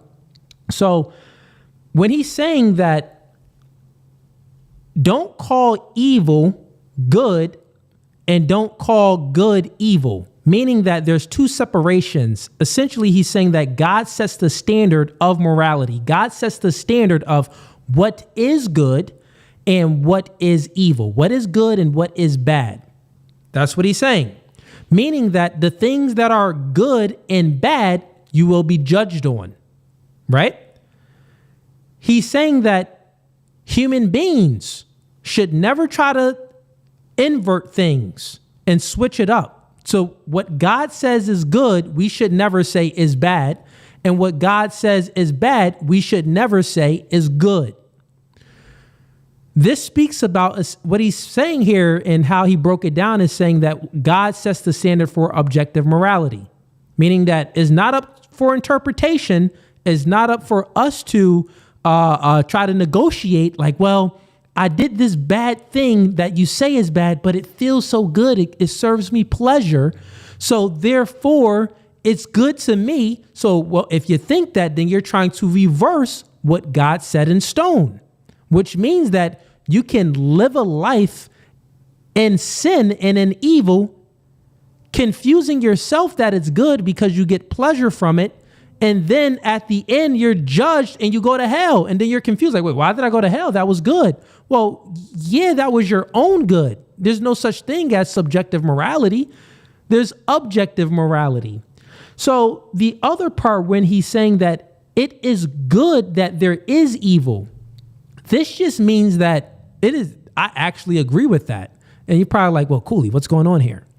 It's actually good that it's good that there is evil, because if God didn't say that this is evil, that this is bad, then when things happen like suffering, well, suffering could be good. Like murder could be good. Like, stealing could be good. Grape could be good. So it's actually good that God says that it is evil.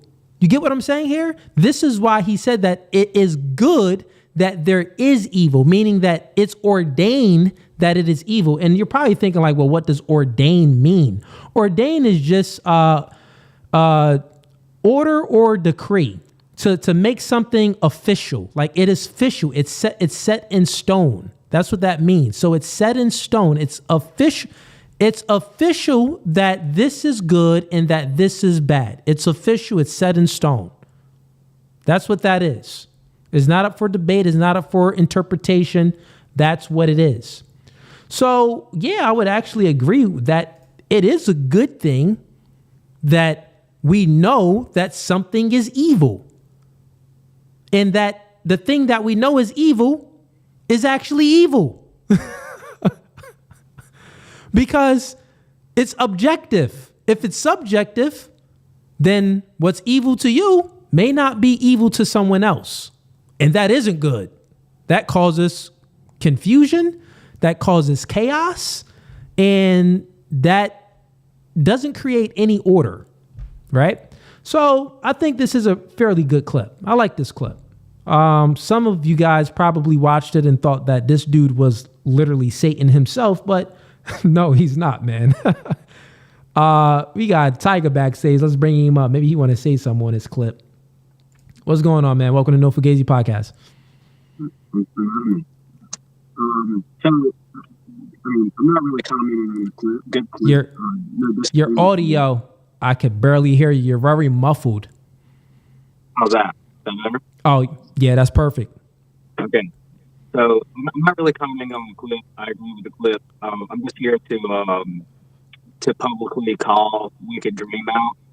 We were talking in the Discord, and then at first I thought we were getting to know each other. Real quick, I think your hand is over where the mic is. Yeah, you just got muffled again. Can hardly hear you. I don't know what's going on. Are you connected to a? No, are you connected to a computer or your phone? It's the phone. Wow, this is embarrassing. Wait, let me give me a second. Let me see if I could do something on my end. Where I can. Give me a second here. Nah, I got echo cancellation off. I got noise suppression off. So yeah, it's on your end. Yeah, I don't know what to do. I guess maybe I should leave. I'm making a fool of myself. Yeah, maybe leave and come back in. I'll bring you right back up. All right, cool. But I heard a little bit of it. He said that he wants to debate with Kid Dreams. I see what Kid Dreams just popped backstage. I see Bob. Bob is back here too. 1 second. Welcome to No Fugazee podcast. What are you here to debate about, man? I just wanted to talk about earlier about what the lady was saying. She talks about her rights, and I just wanted to say, in the whole aspect. Oh, excuse me. Good evening. I didn't mean to be rude. Good evening to you in the chat. I love the content, and I appreciate you giving me the time to come on. But real quick, thank you. I know you're welcome. I know you have other people, but when she was talking about with the carrots and the broccoli, to me, she didn't give that child a choice. This is how you see she's uneducated, because she's allowing the child to select from what is healthy for you. Now, choices to me have consequences. For example, if she said the carrots and the ice cream, the choice is you could eat healthy and not be happy, but you know it's good for your body, or eat bad and then know later on that it's going to harm you. So when it comes to her saying you shouldn't take away my rights, she's willingly giving it away when she's doing it with abortion, meaning that you have the right to protect one's body.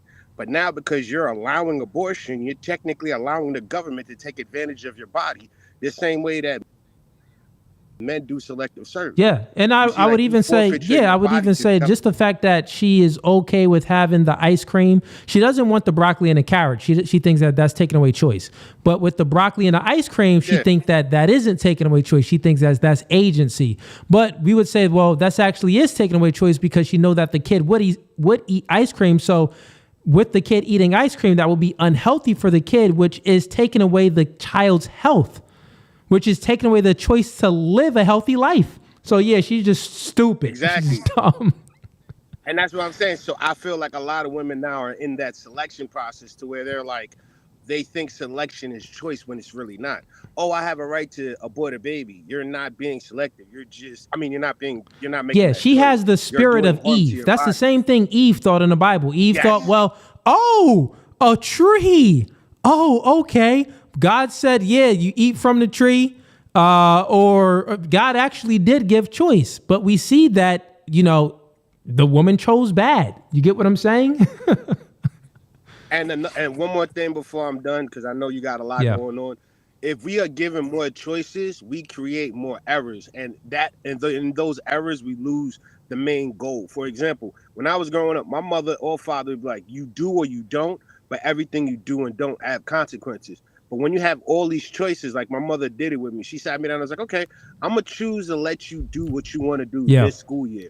And when she did that, I was out having fun with my friends. I was playing basketball. My grades dropped. And then she says, now I'm going to choose to show you what really is going to happen. She started showing me all the stuff of how good I was when I was following her way, listening to the rules of her and my parents. Everything was structured. And even though I didn't like it and I didn't have a choice, I was coming out on top. But when I had the freedom to do what I was doing, I always was thinking, I can do it tomorrow. I Procrastinating, could do it later. pushing it back. Time. Yeah. Exactly. And that's bad because if you're trying to build a foundation and you forget to do certain things, your foundation ain't strong. Now all of a sudden this big house you built. And this is why even in the Bible it says that the woman should be subordinate to the man. Because men, we just have this think about it. It's women that think that, I want to have the choice to do whatever. Girls just want to have fun. Let me be free. That's what women believe in. Men, we have a different mind. It's like, choices is cool. Some of them is cool. You want to have some choices, but just you want to have the ability to choose whatever you want to do? Nah, that's going to create confusion and chaos and is going to destroy the society. This is why women need to be subordinate to a man, because they don't have the ability to think as rational as a man. But listen, good conversation, man. I appreciate the support, Bob. Thank you. Have a blessed one, brother. Good job. You too, man. Good night. All right, let's bring both of these cats up. Tiger, what's up, man? Yeah, so I wanted to call you out. I thought we were getting along. We were coming good buddies and everything. And then you made a comment which I thought was super racist and bigoted. You're talking about alligator Alcatraz and how you're in full support of it, and I don't appreciate that. I'd like for you to explain to me how this modern day, I like to call it alligator Auschwitz. I would like for you to justify how do you think this is okay? Can you justify this position? Well, have you heard of like an American citizen going to jail for committing a crime? So let's give some context to what you're speaking about. What's the difference? Because most people aren't from Florida, so this is a detention facility, is an immigration detention facility that's located in Florida, right? Am I correct? Correct. Okay, fair enough. All right, so Witkid Dreams, you are for this immigration detention facility, and Tyga, you are not. Not at all. I think it's a humanitarian crisis that we're dealing with, and I would like for Wicked to justify a humanitarian crisis. All right, fair enough. I'll let you guys go at it. Go ahead. Yeah, like I said, you've heard of people going to jail for committing a crime. What's the difference? Well, so an American committing a crime, they go to jail, they make bond, they blah blah blah, right? But not all of them. Not all of them. Well, fair enough, but typically speaking, right? So, but here's the thing, though, right? We're talking about Black and brown people who come from, war-torn nations and so on and so forth, who are just here to, they come here to just seek a better life, and now we're throwing them in these concentration camps. How do you justify that? Well, first off, it's not all of them. It's only the ones who are out there committing crimes. So, that's false from right there, what you stated. Is it though? Because what about that guy that Donald Trump and his people, like they photoshopped the MS-13 tattoo on his knuckles? Oh, you mean the Guatemalan, the guy from Guatemala? That guy? I don't know where he is from. I just know that they photoshopped him and it was all a big hoax.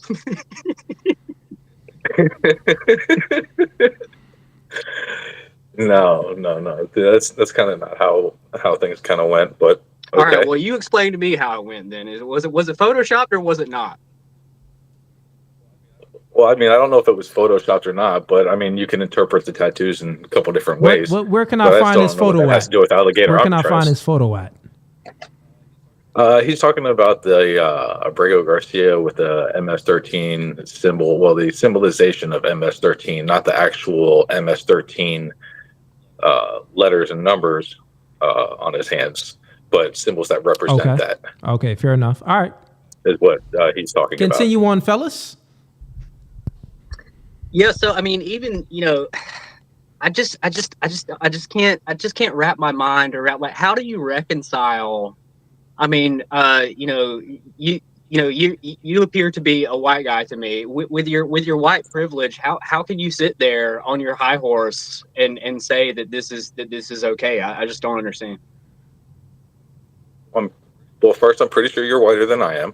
If we kind of hold our arms up to the camera, we could see I'm that. African American, sir.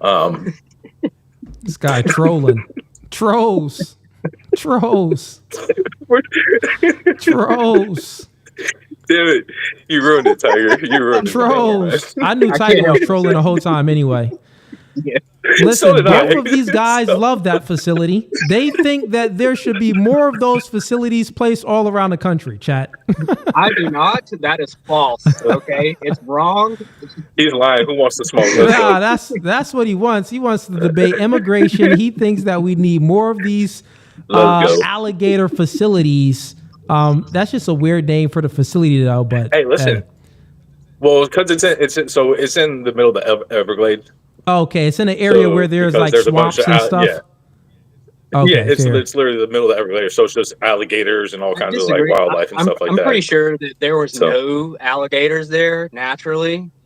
Donald Trump put them there on purpose because he's a fascist and a Nazi, and that's why there's alligators. Do you realize like there's a road over there and it's called Alligator Alley? You should if you're gonna troll, we gotta troll to get some people on TikTok because you got a lot of people on TikTok that are like that's what we're hoping anti-Trumpers. Let me see if I'm gonna go to TikTok right now and see who's on there. Let's see. Oh yeah, how many people are on here?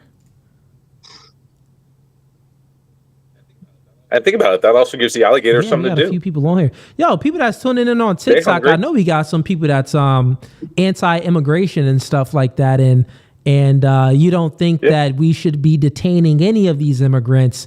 You think that it's no, we should. Anybody who crosses the border illegally should be. Well, they're just here looking for a better life, you guys. I don't know why you're so racist. Yeah, listen. Right? I know that the guy with the face tattoo is going to get that Nobel Peace Prize. Okay, I know it. These guys is funny. But hey, everybody on TikTok, I know we got a few feminists in here and a few, some Trump haters. So come on. We had one earlier, but what was her name? She was in the chat? We had one earlier. It was, what was it, Lady D? She was spurging out in the chat. I kept trying to get her to come up, but Tiger, are you a mod in the chat? I got to make you a mod in the chat too, man. I'm not a mod, but I don't know if I can handle the responsibility. Got you. Yeah, Wick Kid Dreams, he be handling. Wick Kid Dreams be getting people out of here quick. Yo. Yo, listen, while I got you guys up, man. Only if they spam the chat. I love haters. Haters can come here all day, but if you're just going to talk shit and not come to the debate live, that is true. We do need some haters. While I got you in here, man, I'm trying to put something together with the members. Tiger, where are you located? I'm in New Hampshire. Oh, you this guy all the way up in New Hampshire. Yeah, I'm up north. You up north, man. Yeah, I'm right in PA.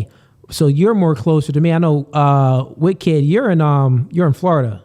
Yeah, you're in Florida. Yep. I'm trying to put something together where we get together with the members, and it'll be like I'll even do a podcast, like a full girls panel, have you guys watch it backstage, get together with you guys. We all go out to eat, get a workout in, something like that. Where wait, hold on. I got a problem with the going out to eat part.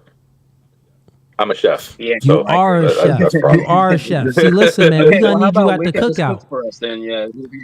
Listen, I rather cook for all of us and have a good time and chill than go out and spend some food somewhere else. I prefer that. Listen, you saving me some bread. You saving me some bread because I was gonna fund it. Listen, that's fine with me. No, but throw me with a good time. No, listen, man. I forgot you a chef. So yeah, man, you can chef something up. But I was speaking to some of the other members as well. So any of the members that's tuning in right now, let's hop into Discord after this stream and let's figure something out within the next. I would like to go to somewhere where it's hot at. So New Hampshire, nah, man. Well, that would be me. We either talking. We got 2 seasons, hot and hotter. I would say Florida or Atlanta. We got a lot of supporters in Florida and Atlanta, and we got a lot of supporters in Texas as well. But if we can do something, maybe where it's like a weekend thing, like a 2-day event where you guys pay for your flights and little stuff like that. But I'll go ahead and set everything up, and once you guys are out there in that state, everything else is all on me. You know what I'm saying? All on me and the squad. So we'll talk amongst one another, man, and we'll definitely get something set up. It's well overdue.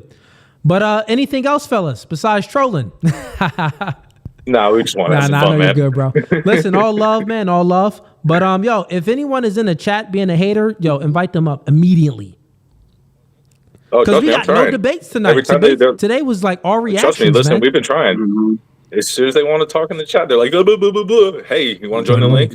Oh, I'm scared. I don't want to do it. I can't talk to Cooley. He makes such good points. He's going to destroy me.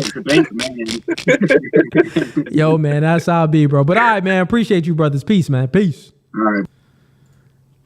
All right, let's get back to these reactions. These guys, I knew that they was trolling the entire time. Once Tyga said what he said, I'm like, oh, okay, that's fair.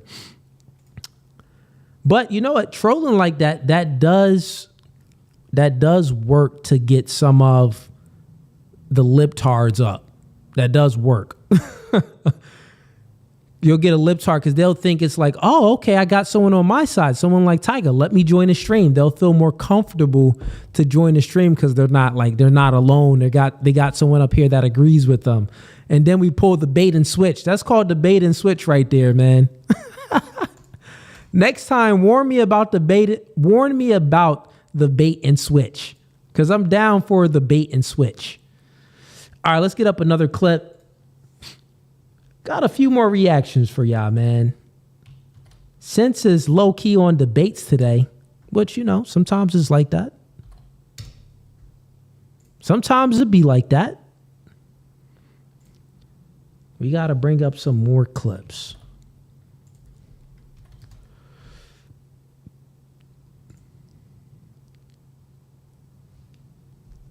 All right, let's, we got, okay. Here's a clip. Oh, no. Thought I reacted to that one. I did react to that one. This one, I didn't react to. We do it live, man. All right, so let me see.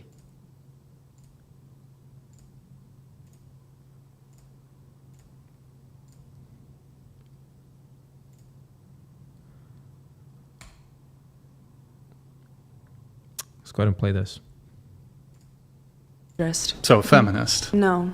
Would you consider yourself a feminist? No, I'd consider myself a misandrist. So a feminist? No. Well, what's the difference between a feminist and a misandrist? A feminist believes that everyone is equal. Bruh, like just the fact that women can say this.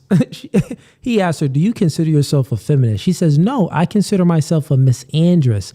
Misandrist means the hatred of men. Imagine a man saying this and being serious. Like, well, do you consider yourself to be, conservative? No, I consider myself to be a misogynist.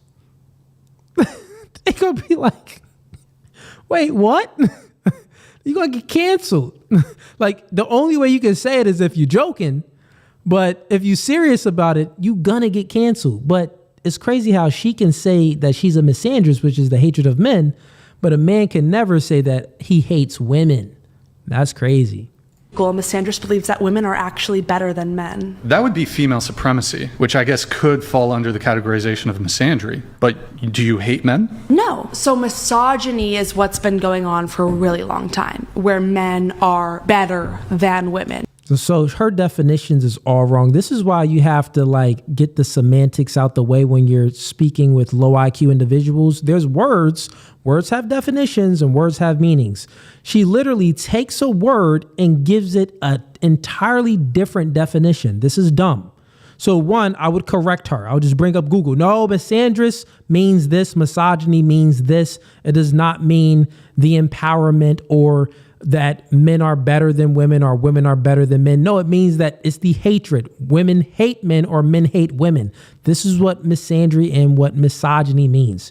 She's stupid.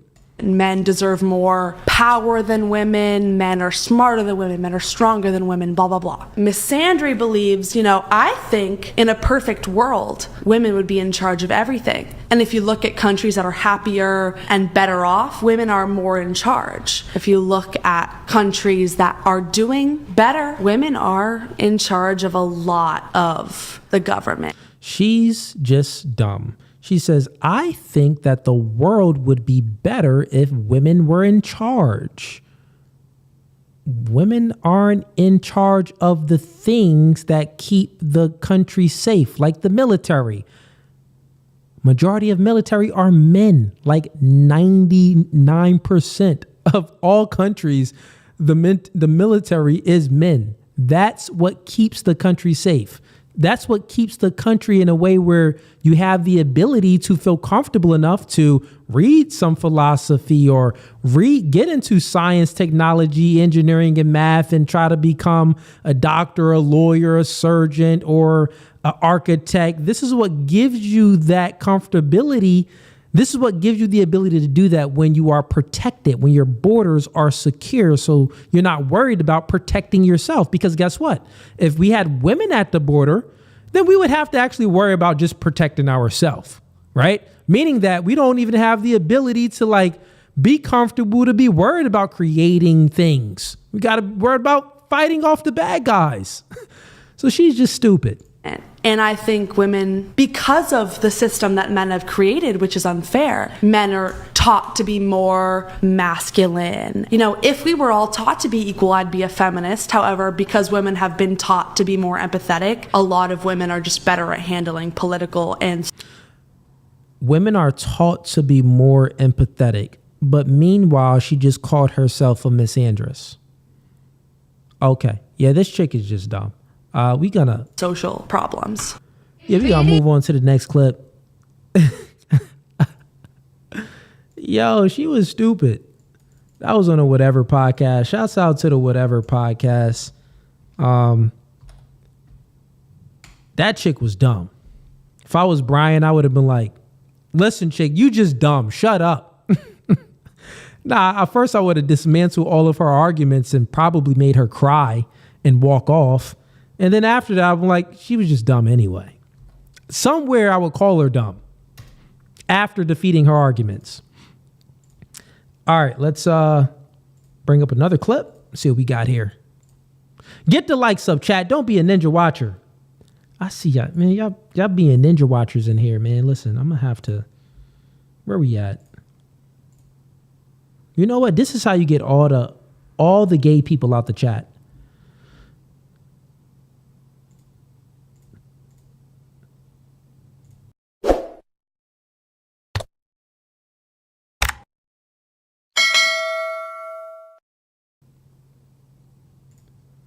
All right. Where we at now? Let's see. Any other comments up here? Yeah, we do. Okay. We got Tiger says, one more and I gotta call it a night. Salute to Witkid, Cooley, and the chat. It's always fun. Looking forward to the next time. Yeah, man. Always fun. Always fun, man. Appreciate the support. Tiger, I do appreciate the support. All right, let's get to this clip. Why does this boy, he did 2 pumps, bust, and got up and did a victory dance? I Because you're another body. Yeah. He just added another body, and you added one. No, I don't care about it being quick. I don't care about it being quick. I know he gave you some petty pumps, some miserable missionary, but nonetheless, it is a body. Okay, stop playing. And he got up and danced. He better than me. Because I would have left. I would have left. Ain't nothing else for us to talk about. I would have been dramatic too when I left. I would have did something extra like this. Y'all, why this boy, he did 2 pumps, bust, and got up and did a victory dance? Because you're another body. Yeah. He just added another body, and you added one. No. Yo, I quit. Homie said he would have got up and left. The video they played. This clip was actually funny. Whoever sent this in, I gotta give it to you. This junk was funny. And you know what? It is true. Because essentially what this woman is doing, she's complaining. She's trying to belittle the man. And the thing is, chicks don't know that they're exposing themselves. She thinks that her making this video, exposing a man for only lasting a minute, only lasting 2 pumps. She said, well, I just got with this man and he only lasted 2 pumps and that was it. Well, that's an L for you. It's still a body. You still got to count that man. That man still counts as someone who smashed. And for him, it's still a victory because he still got the poon. Now, he didn't do what he was supposed to do with the poon, but listen, he still got it. It's still a victory for him. And homie over here is funny. Let's watch this again. I don't care about it being quick. I don't care about it being quick. I know he gave you some petty pumps, some miserable missionary, but nonetheless, it is a body. It's a body. And he got up and danced. He better than me. Because I would have left. I would have left. Ain't nothing else for us to talk about. I would have been dramatic too when I left. I would have did something extra like this. Y'all, why this boy? Yo, it's funny every time because just imagine after you nail something, you don't last long at all. It's like got a little quickie in. You know it's like, you know what I mean? Just got that nut off. And you just disappear like phew, out the window. Listen, man, that junk is type funny.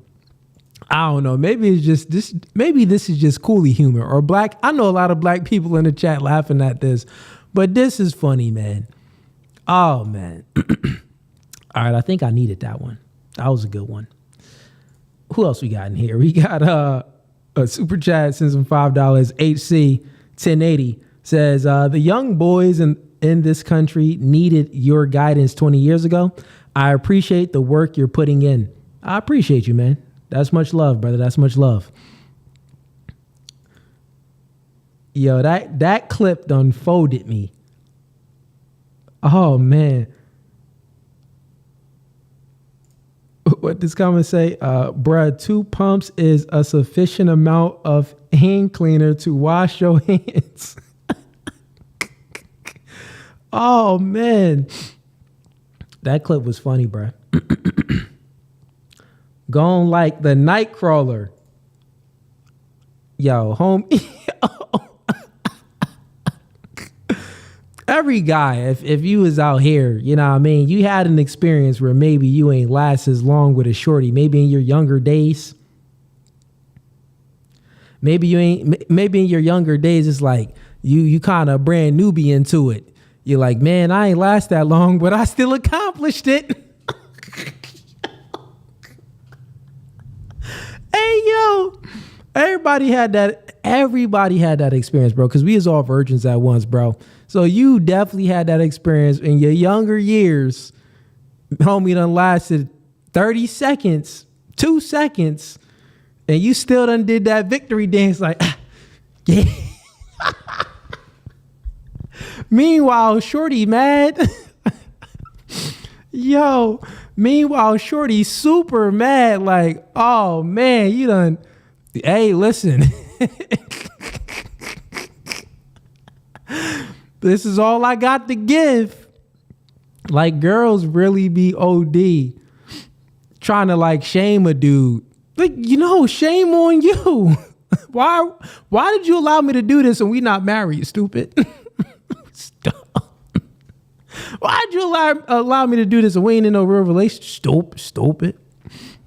Nah, but we don't promote promiscuity over here, so shame on both of them. But that is funny. That's funny, bro. Homie said he forgot to get the honey packet. Yo.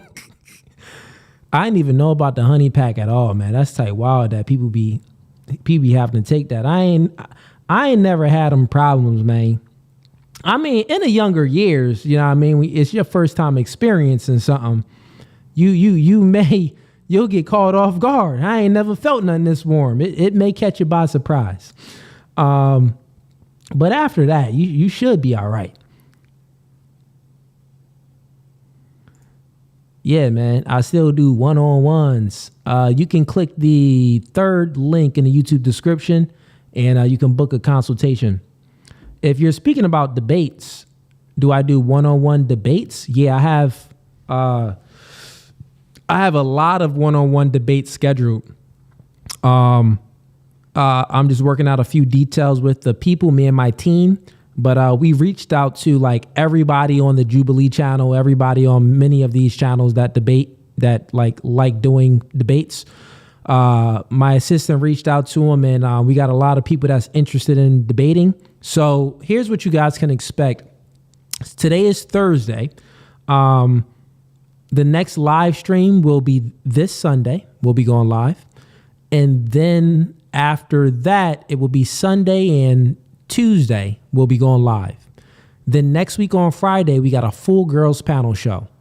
And Saturday, so we're doing 2 back-to-back shows, 2 back-to-back girls shows. We got 2 shows going on. So Friday and Saturday is going to be 2 full panel girls shows. I think we got a lot of chicks booked, probably somewhere up to like 8 to 12 girls booked for both nights. So Friday and Saturday next week, we got 2 shows. Then after next week, we have one-on-one debates lined up like each week. And you guys, you're going to be seeing it on YouTube for like upcoming live streams. So you'll be seeing that shortly. We're just working out a few details, but yeah, I will be doing a lot more one-on-one debates, and you will see that. But if you were speaking about one-on-one as far as consultations, you can go ahead and book your consultation by clicking the third link in the YouTube comments. All right, man. This stream was pretty cool. Gave y'all 3.5 hours of my time today. Before you go, like the podcast, subscribe to the YouTube channel if you are not subscribed. Click that bell icon so you are notified of when I go live next. And peace. This podcast was No Fugazi. We out. No Fugazi. Fugazi.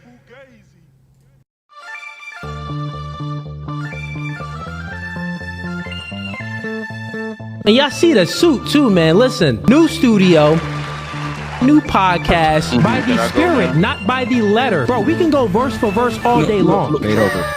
Doing new things are okay with understanding the reality that we are in competition with one another. But you ladies think that you're special. You are in comfort.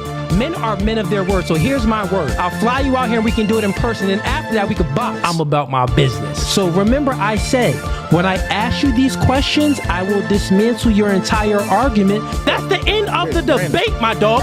I'm 39, but I don't look your typical 39. Belly. Yeah. You look 39. It's okay, though. That man isn't intimidated by a woman like you. He's annoyed by a woman like you. Because